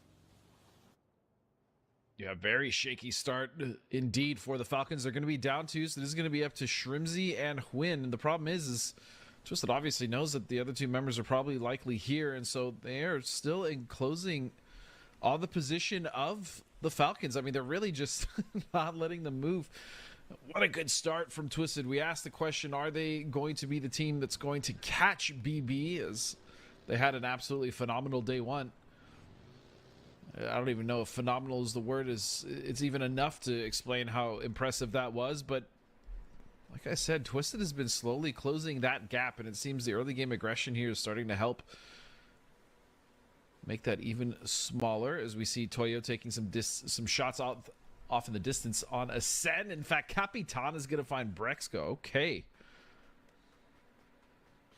Yeah, it's a start here for Toyo again. I've been severely impressed with Toyo, actually. Sure, we talked about it yesterday. We were missing a little bit of this kind of proactivity and some of the passiveness that might have cost them a bit of points here, but they have consistently put themselves into positions where they're getting placements, where they're getting kills, and even with this and how they're kind of holding on and locking down ground has been good. But this game here, fighting southwest of Mikado outside the circle, is not really the productivity we want, but they might have been smelling blood in the water here and thinking, okay, this could be some pretty free points if we're able to lock and take some points and maybe even get some few flushes here. And I think that's going to be some pull-up here. Oh, look at that. That's Perfectix and the boys from Twisted Minds. They're thinking, okay, 2 more players left on Falcons. Let's get them out of here. But there's Nate and Util in the hands of Shrimpsy and H1 with a Panzerfaust. It's always H1. It's always him sitting here with these Panzerfaust, man. He's ready for it. He usually does have one for his team. And Saiga as well. Oh my god, Godspeed. yeah, I mean, this is not a building you want to push in generally, especially when you have the advantage of TPP and a shotgun in hand. But Huynh is going to find Perfectix, slowing them down. And I was going to say, I would love to see Twisted make that push towards BB on the top of the leaderboard, but I hate that it's at the detriment of the Falcons, but still Twisted playing so well. That being said, they have to be cautious. We've seen what, in fact, Batulins himself was able to do to the Falcons when they were a bit overzealous and a shotgun was involved. So imagine that. Oh my god. Careful so that the same courtesy isn't afforded to them as the Panzer's going to go up. It's not going to find him. Shrimsy, though, will re-knock Example, and it is now down to a 1 versus 1. What happened? RBN is going to steal Batulin. Yeah, they got the 2 nades, and then it's just down to Lou and Shrimpsy here. They'll make it a little bit difficult. Shrimpsy gets the confirmation of Perfectix even. Lou flushes H1. Now with the Saiga in hand here, he's actually going to destroy him. Twisted Minds pulled up on Falcons, and they're thinking it's going to be 2 easy kills. We already got 2 of them, but no. Shrimpsy and H1 says, no, this is our compound. You're not going to come anything and get anything here. And you know what? The Northeast Circle we were talking about. I can't believe it, Godspeed. What a start of the day. You wanted this, Martin, and so you got it. We are not even north. We are going all the way to the northeast, which means that all these teams are going to have to completely reevaluate how they've rotated into the circle. In fact, what their next plan is for phase 2 and beyond, because that is probably the worst shift. Well, I say worst for the players. For us, it's fantastic. I love this content. The best shift we've seen all weekend long. And so you can see, though, Furia, the beneficiaries of this, they actually get to the center circle so fast because they were just on the outside. That's going to be fantastic for them. I love it when a good plan comes together, and this was a great plan to get things kicked off here on our final day of Players Masters West. $50,000 in the line, and we're going to be seeing absolute mayhem here. Falcons destroying our current second place here. Again, and it's been a little bit difficult. We're having some technical issues with the API not giving us the correct leaderboards, as you see. And with Virtus Pro coming in here, you know, just taking tires from Slamgy and saying goodbye. We're just going to take our leave and move out. It's going to be good for them to kind of get through and put themselves into a better spot from this here. They're getting quite deep already. And considering the plane path being outside this old circle and it going this far north, so many teams are going to be aware that that northeast side is going to have a lot of space. So I really wonder who's going to go that much deeper and take that much more space here now. Virtus Pro went into Asaha on the west side. Na'Vi already locked down the hill above it. BB team on the north side off them. So if they're eventually going to have to leave here, it's going to be difficult to get out of this safe. Yeah, and as you stated, that northeast being so open, there's actually quite a few teams moving up that way. Liquid being the first ones in that rotation. You can see Relo from Alcancia also making their way, and then behind them is actually Toyo. So 3 teams have opted to go towards that northeast side, strictly because of the information you just gave us, Martin. Of course, that is the least contested side of this current circle, and so Liquid will be very happy to find that position for themselves currently. Meanwhile, Ascend is going to be off-center to the west side. This is a great position. The problem is that they're sharing it with Rock, and they're also sharing it tentatively with Bestia, so quite a couple teams in this area. And this is what I'm used to when I'm seeing Europe, right? 6 teams in one compound. Yeah, not quite as. You know what I'm seeing. The EVA style. You know what I'm seeing. Let's go back. Let's go back to what we were talking about yesterday. Sure. It's the fight for who's got the best purple logo and who's the best team with the purple logo here between Ascend and Rock. That's what I'm going for. That's I'm gonna be honest. Ascend's deeper purple has kind of got my eye. I mean, I don't mind Rock. It's like more of a the mythical bird doesn't really line up with you as much, maybe, or what's going on here? I like it's not. I've nothing. There's nothing wrong with their logo, their org, their name. It's just that shade of what is that? Like a lilac? Is that even a purple? I don't know. But you have to look. I You have to like look at the the darker actual color of Rock, though. Ascend. That's the almost deeper purple than what Ascend's is. It's true. So it's just true. based on, we also need different colors for the in-game. Mime finds Schengen, though, here, as we see Bestia trying to make a move for it. So far, not the best tournament for Bestia, but then again, as the guys pointed out yesterday, Flood has not really been gelling into this next circle, though. Fury is going to come in and get close to this compound here, and Navi's holding the top of the hill here. And look at this. I wonder how many teams are backfilling into Lazaha. Now the two best locations from VP and BP is kind of locked down already. This kind of slice of pizza coming in from the west side of Lazaha. Slam G has locked down the gas station. I would like to see them kind of come together. But then again, we could see a sudden shift. So that's what they're really kind of waiting for, to see if that's going to happen. That is a risk, but I think that he will be protected, at least by Na'Vi for the time being in that first part of that split. But yeah, they are anchoring for that southern shift just in case. We saw it yesterday. So some pretty wild shifts come down on land ratio that we did not expect. So definitely a possibility here, as you can see everyone else setting up. And this is that trench I was talking about earlier, that really undesirable area where Circle sometimes falls. If you are caught on the wrong side, you're pretty much dead. I mean, that's why you can see these teams, even Bestia on the western edge, they don't want to opt to commit to one side just yet, because crossing is nigh impossible, as a sandstorm is going to come in and slow things down just a bit. But you can see just how much room Winter Daw has on the north. It is barren up there. It is. I'd like to see Falcons being able to come back as a full 4-man now, and they're going to be able to loot the police station in Lazaha. If you don't get fully stacked from that'll be wild. There's so much loot in here usually. It would be crazy if they didn't able to get, their kind of almost usual setup. Sure, there might be not as much utility, as much heals and everything, but still enough to maybe have a fair fight with BB Team of VP. That'll be awesome. Yeah. But great effort from Shrimps and Adrian, obviously, to get things going. And the quick recall into an E pickup is always awesome. Yep, I mean, it could be a lot worse, right, Martin? They could be dead, so... like Twisted Minds. I think it worked out. Yeah, exactly. I think it lyrics. For them, as Hakatori is going to get lasered as he's trying to take shots down at Slam G, but no, sir. They will have something to say about that as they're trying to recover him, and fortunately with that ridge they will. So quick lesson learned as DraftKings going to take shots over here at Schengen, and that's the second knock on to Schengen. We saw it earlier. He went down to Mime, so he's going to bleed out fast. In fact, he's just going to get flushed. That's good utility. Look at that. It's going to get much damage done onto Hive. Now DraftKings finds Mime and finds Dante as well. Oh, what? They lined up, and he peeked out of the door here, and then they lined up. So he made sure that both went down. Now Bestia is backfilling. Don't peek the door, man. This is my angle. Don't get in front of Draft when he's on fire. I wonder what the comms are like right now. Mime's a very vocal guy. I love that. DraftKings coming in too. Oh, look at that. Finds Dante for the confirmation. Rocks also is going to be knocked here. Mime's going to be, that's going to be an easy rest onto Mime, and Presenti. He's going to try to survive for as long as he can. This is going to be easy for them. And also, they have a sliver of this compound here. This western shift here made it a little bit difficult for some of the teams that's going to have to move out. That's a hard, but the rest of the teams are looking good, looking poised. Mission ready, sitting center right now. Ascend and Rock still in. Furia still in.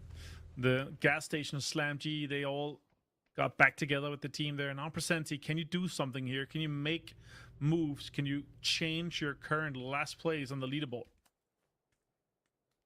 Yeah, this is actually a fantastic shift for Bestia. They can just walk up that western ridge, and they have that whole side to work with. So once they do get rid of Presenti, I don't want to presume, but you would imagine they should be able to clean this up and actually be pretty happy with this shift, all things considered. As you stated it earlier, and you were absolutely right, Bestia definitely disappointed with their performance, but they are going to clean that one up, and this is an opportunity here in this first game to kind of right the ship and climb that leaderboard as like I said, they got a nice shift to work with here on the west side. Meanwhile, BB team have to deal with just a couple players next to them, right? Not too many.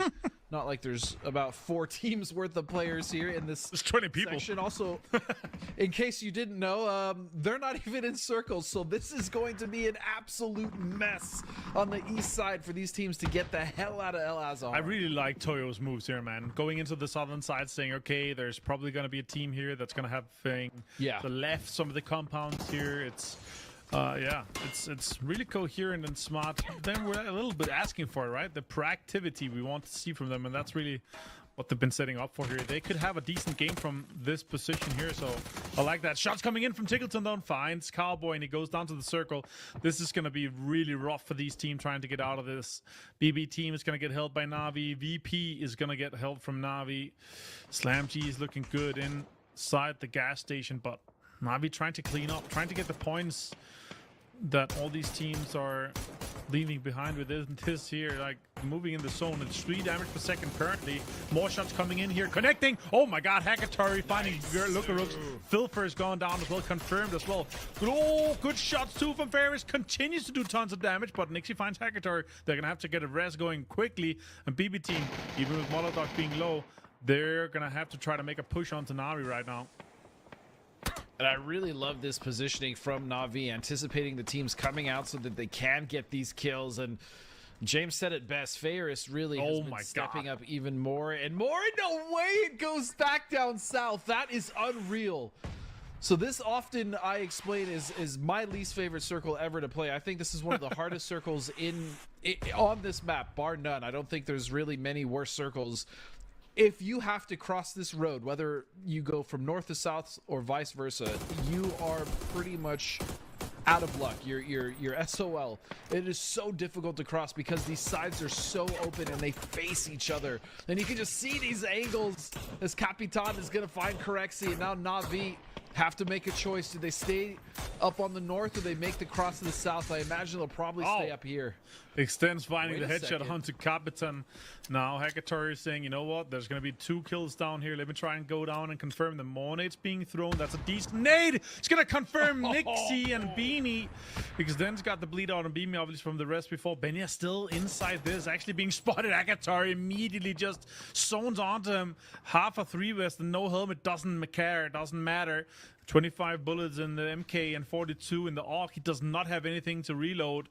And now they're going to have to make a move here. And yeah, this is, as you said, one of the worst circles possible. The canyon basically separating these 2 high grounds. Yeah. And then the guys in the gas station just going to try to clean up as much as they can. But it's very difficult playing out from down there. You're going to get help from above always. Look at all these players falling to the blue as well. I mean, this is the symptom of this circle, and for, you know, for Toyo having that split, which initially was good when you pointed it out, they didn't do much with it. In fact, they just got punished. And speaking of punished, Ascend now is having to defend against win or die in this building. They have pushed in, but so far Ascend actually holding the ground well. Nice use of util there. He's gonna come through the other side. Killia Kai absolutely lights out. Great plays from him. Well played and well executed by him indeed. Let's see if Ascend is going to be able to get out of this, though. Rock, they did leapfrog ahead of them, is now trying to gatekeep them in from further inside this next circle here, setting up quite nicely. And yeah, Ascend is going to have to make a move. It's Chris with a great shot and nade here. Car explosion onto RBN, is too close to the cover. Now Syntastico, our Esports World Cup MVP, also keep betting he's going to get taken down. Eniko gets the confirmation on RBN. Killia Kai gets the confirmation on Syntastico too. It's an absolute mayhem here in the end game. Yeah, this is in fact mayhem. If you look at the map, there's just tracers flying in every which direction. Liquid have lost a few members as well. The Fury and Na'Vi still holding that northeastern edge. And then you have Mission Ready, who have actually been quiet. They've been able to avoid all the nonsense, and they're going to be right next to Rock and Ascend trying to make their move. And then all the way on the west, we still have Bestia, who have just been able to basically take control entirely of the west side of this circle. So absolute chaos. And then while all that's happening, SlamG, Martin, just having the best time that they possibly can in that gas station with no one really to contest them other than a Toyo to their south. This actually could be a massive game for Slam G to come up and start racking up the kills. They're browsing all the overpriced candy that you always see in the gas station. I'm waiting for everyone. Oh my god, he threw that straight at him. Him in the face. Yeah, take that, you're blind. 13 kills for Na'Vi, having a absolute blast of a first game for them. And holding on to this northern side. If they're going to lose one, though, I think Soset might get flushed. I don't think they're going to get him. Bistler from Mission Ready is going to find him.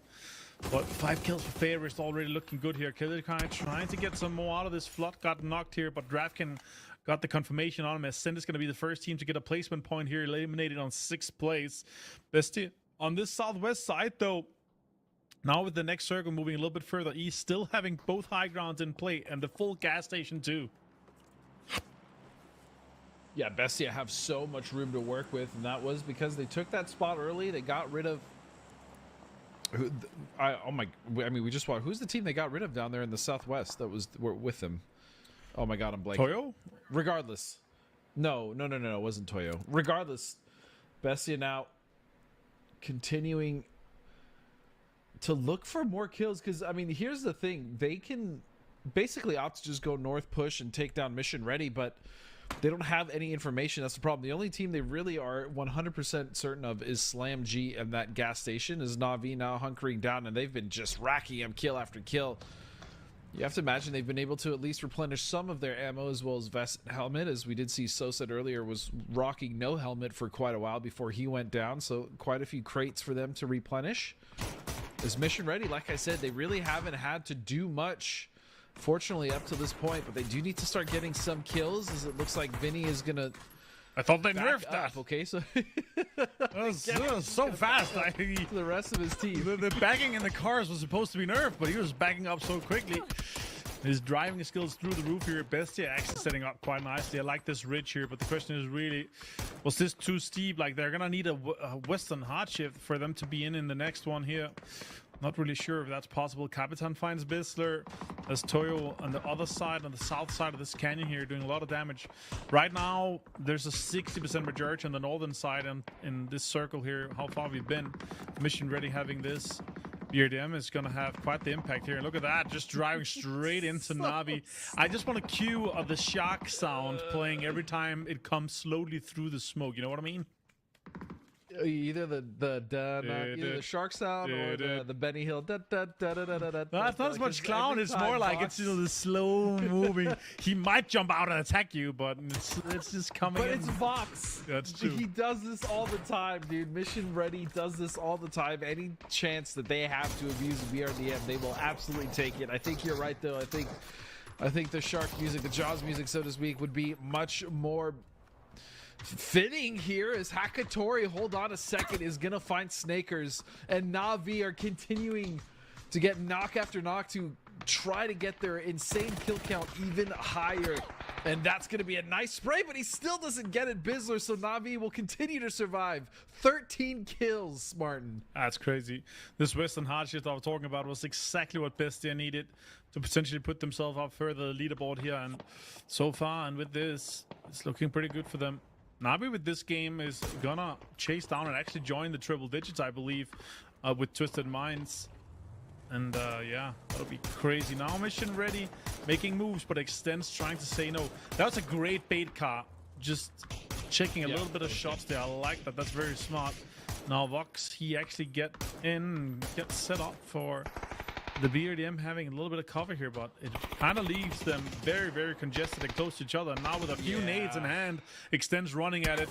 Look at that, multiple coming in. Ferris has to get it. Nades coming into Can. Oh, they're actually just jumping. I like that. That's smart. Michael jumped out. He didn't get it. Snakers finds Extends, and now Na'Vi's down to 2 players. Hakatori finds Snakers meanwhile, and they're going to have to get the rest off. No! Bistler finds Hakatori immediately with a headshot on the M4. No way. Oh! Eddie is gonna help, and just like that, Na'Vi still somehow survive. Unreal. So now Bestia and Slam G, the only 2 teams that actually have members to make this an endgame fight, are starting to push up, because Na'Vi limping in. Toyo only 2, Bestia and Slam with 4 apiece. in this very, very awkward circle to play, as Bestia have not needed to move, but SlamG starting to get as active as they can be because they have seen almost zero action in this entire game, Martin. Yeah, please just a dead center circle here to make it as fair as possible. That'll be lovely. And if it goes anywhere, it's going to get somewhat gifted. Yeah, perfect. Oh, a little bit to the advantage of Bestia, but still, all teams is going to have to make a move. Only Arctic is slightly inside this Snurk circle here. So, again, it's going to be rough for Na'Vi and Toyo. I think Toyo is going to have to move before Na'Vi does, and they might be able to have a little bit of a sliver of this high ground in, so he could have an impact later on. Draft came with 5 kills here. Looking super strong. Yeah, Draft has been incredible all year. There was also the beginning of the year where he absolutely saved and clutched his team and cost Liquid their 2 PGSs actually at the beginning of the year. So insane clutch potential coming out of DraftKings. We've seen it multiple times, and we're seeing it here again. Just 5 kills, as you stated. And in that fight against Hive, that was the team. It was the fight against Hive in the Southwest that he came through very strong as well. SlamG, though, the team that we have been speaking about quite frequently, especially when you have kids like Boostic on it. But they have been struggling, and it looks like Toyo will just deny to the blue.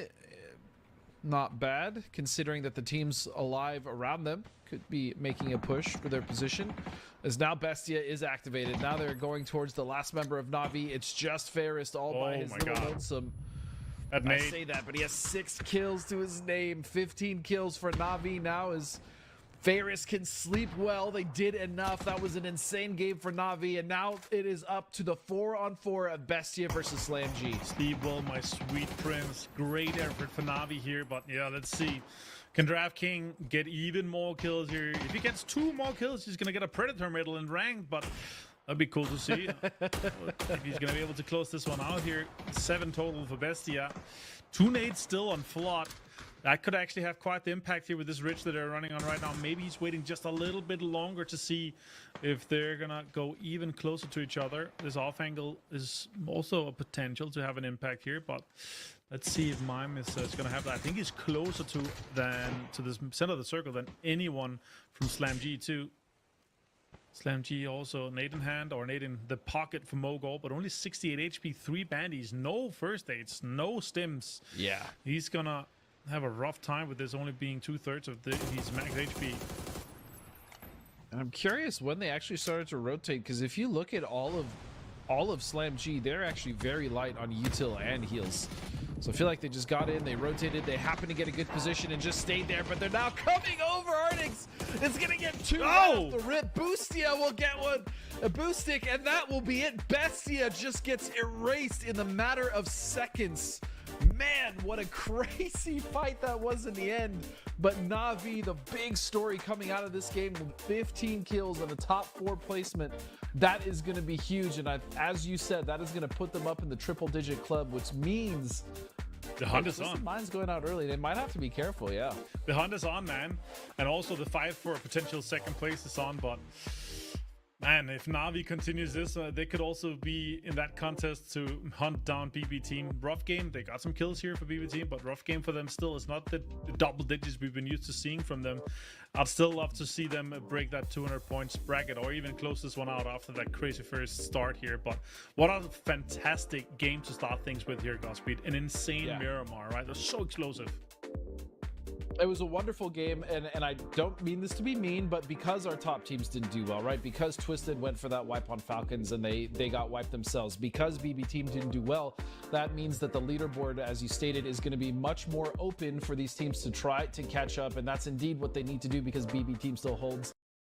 The main key factor is that it comes from the east to the west, and so the order of who drops out when is going to be a little bit different. We'll see if Liquid want to continue to give up Los Leones. It seems to be the case. I did notice on the side of Virtus Pro, Toby, is that he is flying very far west. He did this the previous game as well to take a vehicle from Falcons, or sort of one of those like, is it the Falcons spawn? Is it not? You know, how far away do we want to give it to them? But at least this time around, it's going to be way separated from Falcons and Toyo, so no risk of Nixie being taken out early.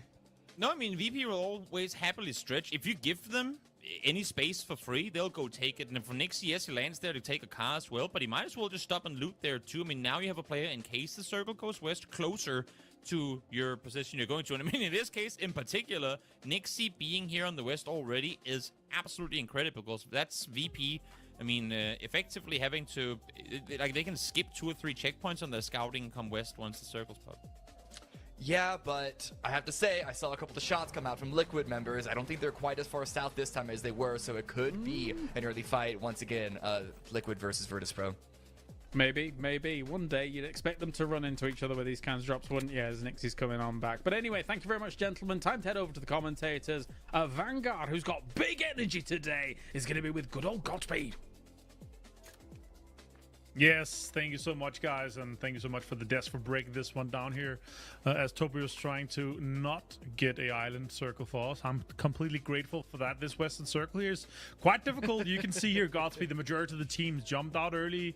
They got into their usual glute spots or anywhere kind of back up in alt spots, and look at that. The rotations coming in from the east. You would assume, and very good and experienced players, they're thinking, you know what, there's going to be a lot of space on this western side. If we get going early, if we're one of the teams that have somewhat decent prior for it, we could actually set up quite early on. What I also like about this western circle here, Godspeed, is that we have a lot of recalls quite central early on. So we have historically, and since it's kind of come into play here in Miramar, as we're casting our last Miramar of the Players Masters West, we've seen a lot of fights kind of ending up, especially around the Brickyard on the northern side of Monte as well. So I'm excited to see what happens here, and if that continues to be the case.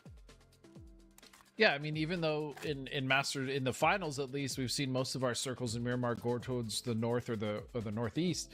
We actually throughout the year have been around Monte, especially in that area around Brickyard. You're absolutely right, in the area north of Monte quite a bit. So that being said, I do expect teams to come in on the north, especially because of how open it is. The plane path, you stated it, the north is going to be very open, as well as the west, considering how far away or it is the last drop, plus the fact that there's actually some unplayable area, which means that there's some good homes for these teams to take up. But I mean, this, similar to the last circle that we saw in the last game, has that massive ravine that separates where currently QAD and Toyo are, and that can be an area that can be precarious to navigate, especially as the circle gets later and later. So expect to see a lot of teams come in, especially towards the south. Teams like Ascend are going to be making that rotation. You can even expect a team like Liquid maybe to come in late.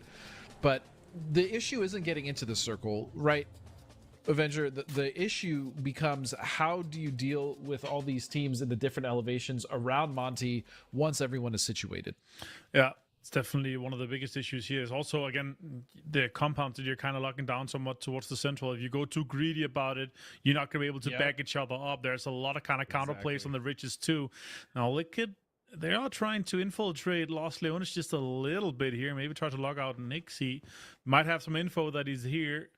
And they might be able to pick up a kill here. One thing I hate with splitting Los Leones is that you can always get run up on without knowing. So unless you play kind of unified front against it, then it's going to be difficult. Okay, a drive scout here from Falcon. Shots coming out from the SLR from BL. And BL says, no, the rainbow compound here is absolutely taken. We don't want anyone here close to us. I like it. Great spot here. Now he also has the information that they're going to be sitting up over there. Again, Falcons here being third, fourth, maybe. Ooh, shots coming out. Lucas leaving. I don't think Liquid might be able to get much more out of this one, though, now that the shots have left the barrels of the guns. Nope, it doesn't look like they're going to get much, but it does. You are correct. It did look like they were kind of hunting down VP and trying to do so as best as possible without getting caught. I mean, that's the problem with Los Leones, right? There's just so many angles. There's so many buildings, so many different elevations. So I agree. I'm not the biggest fan of trying to clear Los, especially even if it's building to building and you're going as a 4-man. It's just miserable. So glad Virtus Pro got out of there. Glad that Team Liquid didn't take any casualties either in that little hunt that they just had. Na'Vi, our current just slayers of the last game, will find themselves in a nice position here just off center to the east. We see Falcons and Rock set up as the colors are rainbow compound, as you can see, and D is just going to find Rebo like that. Easy here. Well, Gadisha. And yeah, 11th place right now, but day one for them was fantastic. They also had a few good placements yesterday, but yeah, the kills have not really followed them. They're still in what we could call this kind of bit mid. Yeah, it's a huge mid pack actually. From you could say 4th right now and down to Arcadia and 11th. There's some distance to be closed though, but still doable and possible once we have the 5 more games to go. But I would say right now, a 2nd place, it's just the 200s on the hunt for 1st place, and it might just be a 3-horse race once we get to the last game. It's 42 points is a big gap to close though, and I have a hard time seeing both Twisted and Na'Vi being within that striking distance once we get to our last game. But we'll see, and we'll continue to see how that evolves. BB team is very slow though, and Na'Vi setting up in some of the better compounds. They need a somewhat eastern shift to have a great benefit from it, but yeah, we'll see. Twisted on the high ground on the northern side, they need not a northern, but not west and south at least for their setup to work out nicely. Yeah, they need a central shift would actually be very beneficial for them as long as that does come in. And speaking of the leaderboard, I do agree with you. I think it's probably just going to be Na'Vi or Twisted to kind of make this push. I think VP, even though they played well, is just too far behind VB to pose any real threat as far as points is concerned. And I mean, when we talk about the leaderboard, you know, and you briefly mentioned it when we saw that kill from D, Alcancia, right? We spoke about them in the beginning of the tournament. We spoke about them even yesterday, having a pretty solid couple days overall. But towards the end of yesterday and even starting out earlier, Martin, they have slipped. I mean, they went from the top 4 of the leaderboard to currently in 11th place. And as you stated, that mid pack is super congested, very busy up there. You can see from basically Mira all the way to Alcancia, even Rock to a certain extent. It's pretty tight, only separated by about 20 points, one swing in either direction. So Toyo now with just 3 will be on the southern side, pinching between VP. They're going to come in, and Corexi has absolutely no idea that Alo is sitting and waiting. Yeah, great confirmation here on Liquid, and they ended up finding them anyway, getting the damage done, even though they hunted them a little bit in. Lost Leonis, it didn't really happen. Lost Retonis didn't really get things going for them anyway in there. But I love the loot, but yeah, definitely not fan of sharing it for sure. This circle closes quite nicely. Mission ready on the eastern side. Best of luck, and the boys on the eastern side. Furia slowly rotating. As you see in the minimap, close to Bestia too. It's almost like the regions, they follow each other almost everywhere they go. Seems like it so far. Is again, this is what we are fairly used to when it comes to Bestia's rotations, if they can. Now, they usually like to be in center, right? Like they've happened to also get a lot of favorable first circle pops this event, but usually when they don't, they tend to rotate wide on the outside. They don't really care to go for any early game fights if they can avoid it, unless, of course, they're the ones setting the traps. We have seen Bestia try to set up some rotational camps here or there, and to varying degrees of success, but they're just going to be going wide up to the north. And at this point, with Ascend coming in on the opposite side of the circle all the way to the south, everyone is pretty much in this circle, which means, Martin, we're ready for our first insane hard shift like we got in that last game. Fingers crossed. Yeah, you're trying to summon one. Now it's not going to happen. We're going to have a Death Sender one. It's going to be like just southeast of Montenuevo. We're going to have the rock compound coming in. But I like Hive being on the high ground here, getting the information though. But let's see where we're going. It's going to be, oh my God, you summoned it. I can't believe it. Godspeed, the Circle Whisperer. Dude, that is, and this is literally the circle we were talking about. We're saying that it can be very similar to what we saw last game. Worst case scenario, probably for the players, as this elevated high ground that you can see Ascend currently go on. This is kind of the center mountain around these two roads on either side of the ravine. This is so crucial to hold, especially from the south. You want to hold this from the south because you can push down. You have so much vision on the teams coming from the north side of this ridge. So Ascend, look for them to absolutely pop off as long as they can defend themselves from any southern push coming in. And I'm specifically looking at Liquid and Toyo. Oh yeah. Difficult circle for the majority of the teams here. The Na'Vi EP could also be fun. Akadisha with the split here, are they going to get all together? Now the Ascend is splitting up quite nicely here, and if Na'Vi sees that, landing on a team that is split up in 2x2 could be very difficult for the team defending. Navi, such a strong team. We saw them double-digit kills, 15 kills last game. Yeah. Such mechanical enable fraggers sure on this team. Furia and Bestia trying to, it's almost like this, it's a little bit of sheep herding, right? You're zoning them a little bit, right? Trying to get them in there, the border collie movements coming in. And as you see them moving around, you say, you don't take the bait here. You start shooting at them. Oh, yeah, okay.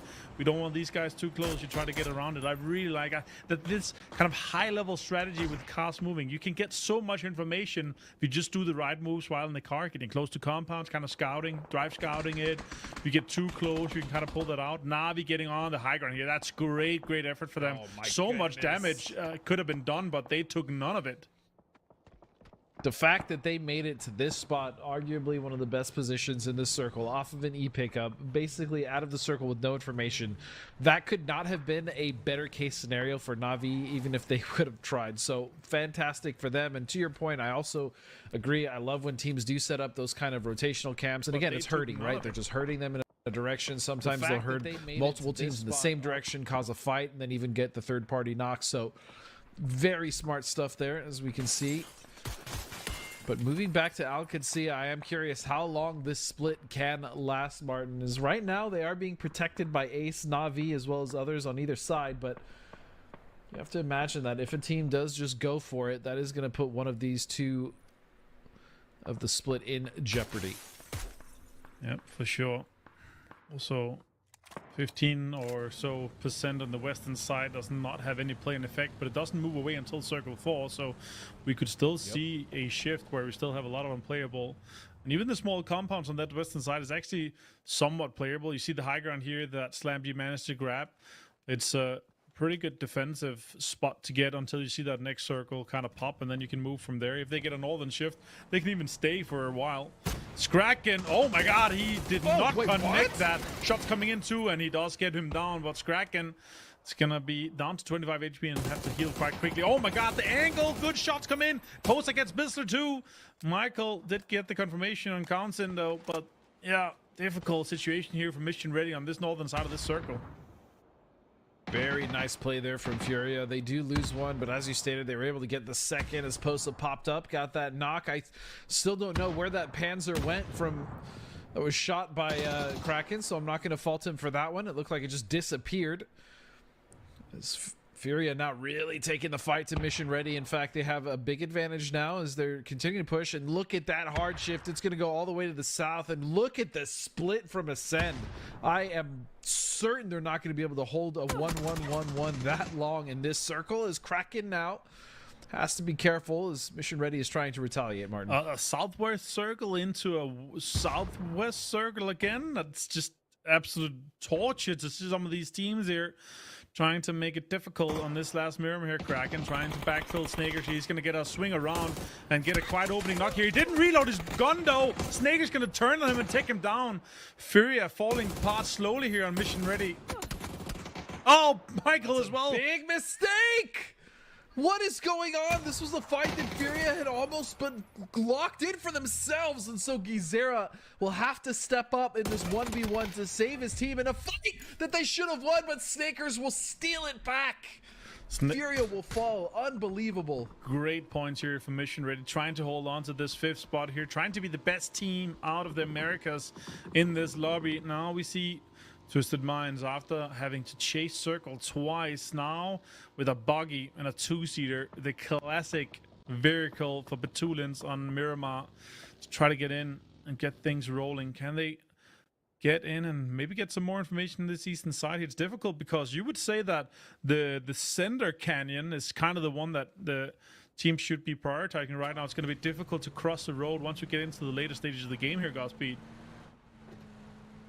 Yeah, it is going to be difficult indeed. Again, it's like trying to cross in that last circle we saw from last game, because the slopes essentially are looking at each other, right? Each side of this road or this ravine or even on this ridge can perfectly well see the other, and that's what makes these rotations so difficult. As we now move over to the Falcons, so we haven't really seen much from this game. Now they have been taking good positions, just have not really been getting in any fights as they control these eastern edges. And you can see Twisted now have to make a complete readjustment of their rotation as they're being held out. And it looks like Batulin's stopping to see if there's anything ahead. But I'll tell you what is ahead of them. It's going to be BBT, Martin. Yeah, and that could be important points to stop the contesters, to stop the teams chasing you, trying to hunt you down on that leaderboard. That'll be a big team to take down, but yeah, then again, it would also mean that they couldn't get much more points. There are 2 teams chasing them currently. Na'Vi looking good. They are in that northern side of this big ravine we've been talking about that probably will be ending up being close to where we're ending. Definitely very close here. Na'Vi taking tons of space. It could be another big point game for them if they're able to take and win the northern side and the control up there. Al-Kadesh is still holding on to this 2-2 split. Very greedy, but I kind of like it from them here, Godspeed.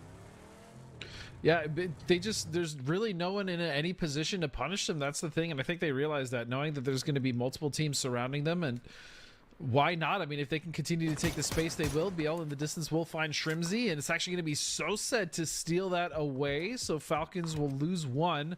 And the bad news is becoming even worse as the Falcons aren't even in circle now after that shift. So on top of losing Shrimzy, they have to move in. Bizzler, meanwhile, on the very far western edge, will come in, and I believe he's going to be trying to loot, as he did go down in that fight earlier, we saw. And Hakatori and Na'Vi. You know, the one thing that always impresses me about Na'Vi is they have been shaky this year. I mean, it is what it is. But when they do turn on, when it comes time for these final days, when they're starting to make the surge up to second, they can be one of the most exciting teams to watch. And as I say that, RBN is going to find Tiggleton. That's going to be another member of the Falcons down. Yeah, difficult for them here, and the rock splitting these 2 compounds on the eastern side could be meaning a lot of damage is going to be done to them by Na'Vi here. They got the ridge, they got the northern side. They could be backfilled eventually by Winnerdie, but so far they still have Extents holding onto the end. Oh my god, Molotov pulling up on BB. Nixie finds Molotov meanwhile. Tons of damage done to them as well. Doozy could, oh my god, once again, just pulling up on it. Nixie, a little bit low. Besto, can he get it done? Yes, he did it. And Nixie gone down too. Confirmation's done here. Pulls out the DMR and does tons of damage. Molotov potentially also going to be able to get rest here. Lucarix finds Phil first, though. Yeah, what an absolute mess. Lucarix, though, from the high ground, found Phil first. And so Bestalok and Aduzi, the last 2 members left alive. That's going to be a nade to get a knock onto Bestalok. And now there is just Falcons one out. member left. And Falcons, yeah, they didn't even have a chance. I mean, they were just getting picked apart on that eastern edge. Yeah, as we talked about, So just like that. leaving here, Godspeed, very difficult. I mean, you have to get across those roads late game, right? It's just so difficult, especially with the eastern side of our current circle. It's just where the majority of the teams are. So, but Twisted Minds, though, different plan for them. They were also there kind of even further east than BB team, but they got all the way on the southern side. Ascent leaving the compound here that they were in, and now Lou with a nade coming in. I think that's cooked a little bit too far. It is gonna explode a little bit too early here, but Lou has 4 more to go. Now Molotov's coming in. Oh my god, that's gonna be so much damage done to BB team. Sparking does find Lou though. Huge knock. This lock did get confirmed and flush here. Lou also finds a Doozy. Molotov's just gonna drive away here just to try to survive, try to get things done. But they did get a little bit of kills, and it might be enough for them to just keep the distance on those 2 teams chasing. Yeah, and I mean, Liquid just coming in and saving BB. Otherwise, I'm almost certain Twisted would have been able to finish off Moldok and the rest of the boys, as it looks like it doesn't even matter, as Perfectix will find him. And so BB will fall again. Another game where they did not get many points, which means Twisted is a 4-man alive on the south. And yes, they're outside of circle, but this is still a very good position for them to push from, which means this gap might get tighter and tighter, Martin. Love to see that potential, and especially with this game here, it could happen that both our teams in the chase is gonna have a good game, considering Na'Vi's on the north and Twisted Minds on the south. Boost. Yeah, just trying to get in there, driving, missing 2 wheels. The Bronco is just too good, man. No tires. 4-wheel drive, full send, get in there. Boostig, after a great game in the last one, tries to continue and get things done here, but Slam G has already been picked apart. 0 kills in this one. 2 guys left standing here, and just has a sliver of an edge where they're potentially going to go up against Twisted Minds and Liquid and Ascend eventually. Yeah, that's the thing. They have to thread that needle, not only in getting in the circle, but getting the timing right on this third party. So as you stated, they still have to worry about Ascend, and even Bizzler to a certain extent, right? He's going to be all the way off to the west, so Solo that could do something. Example, though, is going to shut my mouth as he gets a headshot immediately onto Boostic and slows that down before it even gets started. Is now Twisted focused on the team ahead, which is Liquid. Sparking has to be careful not to go down. He is the tip of the spear for the team. And Dante will find Gedrox, and Hello My Bad in the distance will go down to QAD. And this fight is happening all the way up toward the north. An absolute mess for Win or Die. SlamG fighting on multiple fronts here. Boostic goes down to Ascend, but we saw Artix getting some impact onto Twisted Minds. It looks like they're going to get stopped here with this one. Hilikai, last player for Ascend. 2 kills for them on this western side, and could be running straight into Bizzler. I don't think he expects anyone to be here. He's just going to be running through the compound here now. Bizzler coming out. Oh, that's a headshot done immediately to him. 32 HP. Jumper onto corner. Bizzler takes him, though, with a finish to the headshot, too. Can get a little bit of his util on heals, and Bizzler might be able to survive for just a bit longer. I don't see him getting into top 6, though. Those placement points matter. Luke 12 with the mark. 14 straight to the helmet of Batulins. Yeah, and then look at Snakers. He's got to try to get in. I don't think he's long for this world either. Is 8 kills, though. Mission ready? 8 kills? Not bad. Even if he goes down, that's a hell of a salvage considering what they're dealing with. Hold on, I was going to say, forget the salvage. Snakers was going for the whole damn thing, but he gets taken down eventually. Meanwhile, Liquid doing well to not take any casualties so far in this fight against Twisted Minds, with some help, of course, from Boostic and SlamG, as well as Ascend, and they're going to stop this push from Twisted right where it started, but Kurt will go down. So now 3 members remain. Yeah, confirmed straight from Roth. Good steal here from him. They're trying to defend here against an example with a P90. It's going to be a tough task to get done. Halo's going to have to heal. He gets that, but the riches that Twisted Minds is offered is actually quite decent, but Bestia is taking a lot of shots at them currently, trying to hold them out. Oh my god, that's a great spray here from Sparking. Resets it as well, and the 3x AUG spray gets the confirmation on to Perfectix2. Great point here for them to come through.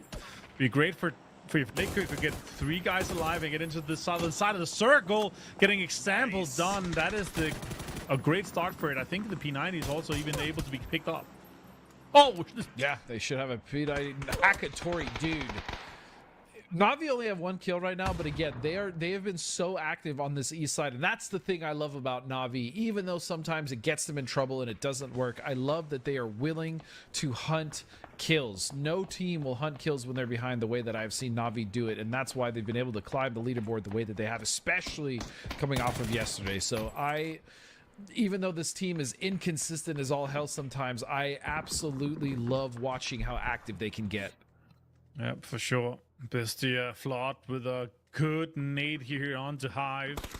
Hive having a difficult time with that, swallowing that. That's going to be unfortunate for them. They had a great spot in that northwestern side, but Bestia had the compound. They had the lockdown immediately. Rock is going to go out in 6th place, getting a placement point for that. Mine might be able to be saved here even. Flood racking up some more kills. It's good to see him backing action here. Our Australian superstar. So Alcancia now will start. And again, I love the heads-up play for Alcancia to actually even decide to take that split, knowing that there was probably not going to be any teams that could push them effectively with, the teams around them. Again, fantastic decision-making. And on top of that, being the center team, they've stolen a healthy amount of kills. Look at that, 7 kills, Martin, they've been able to garnish on top of keeping 4 alive. So fantastic play, especially coming off of a somewhat disappointing day yesterday. Nice spray, doesn't quite get the knock, but Cowboy will finish that on Hakatori. Meanwhile, D will find Fairest as well, and QAD are fighting back tooth and nail and giving almost no room for Na'Vi to fight back. That's going to be the last spray. And a clean sweep for Alcancia, 10 kills. Super well executed there. Having lost Roth, though, I'm not sure if they're going to be able to close this one out. An insane Western shift once again here. Bestia is laughing. This is their game to close out. But if Kadisha, they had Roth alive, they might have been able to fight Toyo and Liquid for this high ground spot here on the zip lines. Let's see what they do. I could see Kadisha getting in and trying to get the northern side control just north of Bestia, but let's see what happens. Sparking does find DraftKings. That's a great opening for them. Bestia losing players here. It's going to be difficult. They need to stand strong here and let the teams on the east fight each other. And then get it closed out, get the points from the win, and get the kills that they can get. Yeah, I do like this though from Sparking. He's focused, his entire role, his job right now is just Bestia. The other two members are looking ahead, looking towards Toyo, looking towards Al Qudsiya. Sparking has been given the responsibility to keep out this entire team. Not necessarily keep them out, but just make sure that they don't make a push, especially if the other two get in a fight. We see some knocks being traded back and forth. So he will do that. You can see Bestia slowly but surely inching forward as they can. And as they will take control of the center of this current circle. Mortars now starting to fly in the direction of Team Liquid. It does look like Sparking is the one that took that P90. Yeah, and what a player to have that on. He's just so good up close and personal here. Let's see if he can get the job done. Oh my god. D finds Alo. Look at Deja. They're just saying, no, this is our. We're king of the hills here. We might have lost Roth, but we want to close this one out here. Toyo being down to one player. We have seen Benya have an impact before, and this angle here could be the detriment for Kadisha. Waiting for one more player. He's so aware. I like this smart play here from him. This could mean that Al Qudsiya just goes down after this. The backfill, the third party on Al Qudsiya from Liquid, that could really hurt them. Let's see what he does. Oh my god, he's gonna come up straight behind them here, slowly walking in. That's one, takes one, gets another one, potentially turns, sees if he can hide on. Alo gets the nade kill on Relo though, has to run in. D finds him, he was low from that, but look at that. That's Al Qudsiya's game, absolutely destroyed. D gets found as well from Alo. What a great effort for them here, and it's gonna be a Liquid versus Bestia 3v4. Can they get the job done here? Bestia, or will Liquid get things rolling for them this downhill here? Yep, and that really was their game, absolutely ruined by Toyo and Benya. So, in this 3 versus 4, you have to give this to Bestia. Again, they have the dominant position, but again, Sparking out there with a P90, and Luke 12 with an AWM, by the way, just... I don't even know where he got that, but I mean, this can turn around very quickly in Liquid's favor. Liquid's got the ridges to work with, but I don't think they're low enough in that right side here. As you see Luke adjusting to the terrain and analyzing, are we going to be able to do something here? But with the gear, a Panzerfaust in hand, and a potential pull-up, I would love to see that. I would love to see that in play.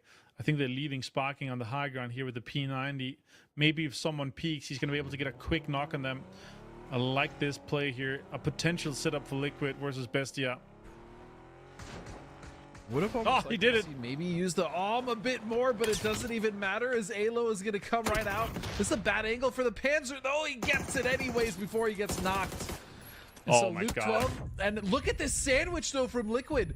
This is actually fantastic. Oh my god. Luke 12 taking shots. Perfect He's going to get the knock execution. on the flood. There's no way they're my going to do it, and they goodness. will. I can't They believe it. stole that.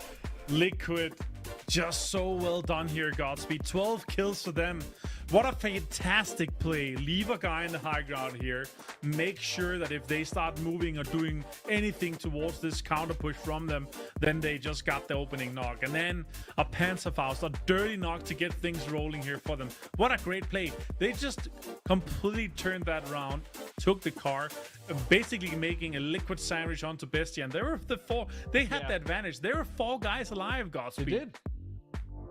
They had 4 guys, plus they had someone watching that ridge that I think Luke 12 and Alo ended up pulling up on anyways, but it was the Panzer. It was the actually opening knock from Sparking that started all that. He got that with the Mark 12, but an amazing game coming out of Liquid as Miramar is finished, and we are going to take a short break, at least myself and Martin, as we throw you back to the desk to get ready for Tago. Yes, a Team Liquid victory here on the plains of Miramar. We've got ourselves Camilla and Toby to talk about this one. 22 points go the way of Team Liquid. Great to see them being able to prevail. Avenger screwed me up. This is terrible. Al Qudsiya, though, of course, getting themselves 15 points as well. It's all Americas at the top, Cammy. It really is. Listen, if we just look at, let's ignore the overall leaderboard. Let's ignore tallying up EMEA total points versus America's total points. There have been multiple games that it's been all Americas in the top 4. This one was a really good example of that. Even Alcacia getting a huge number of kills. It was only Toyo that backstabbed them and stopped what was a potential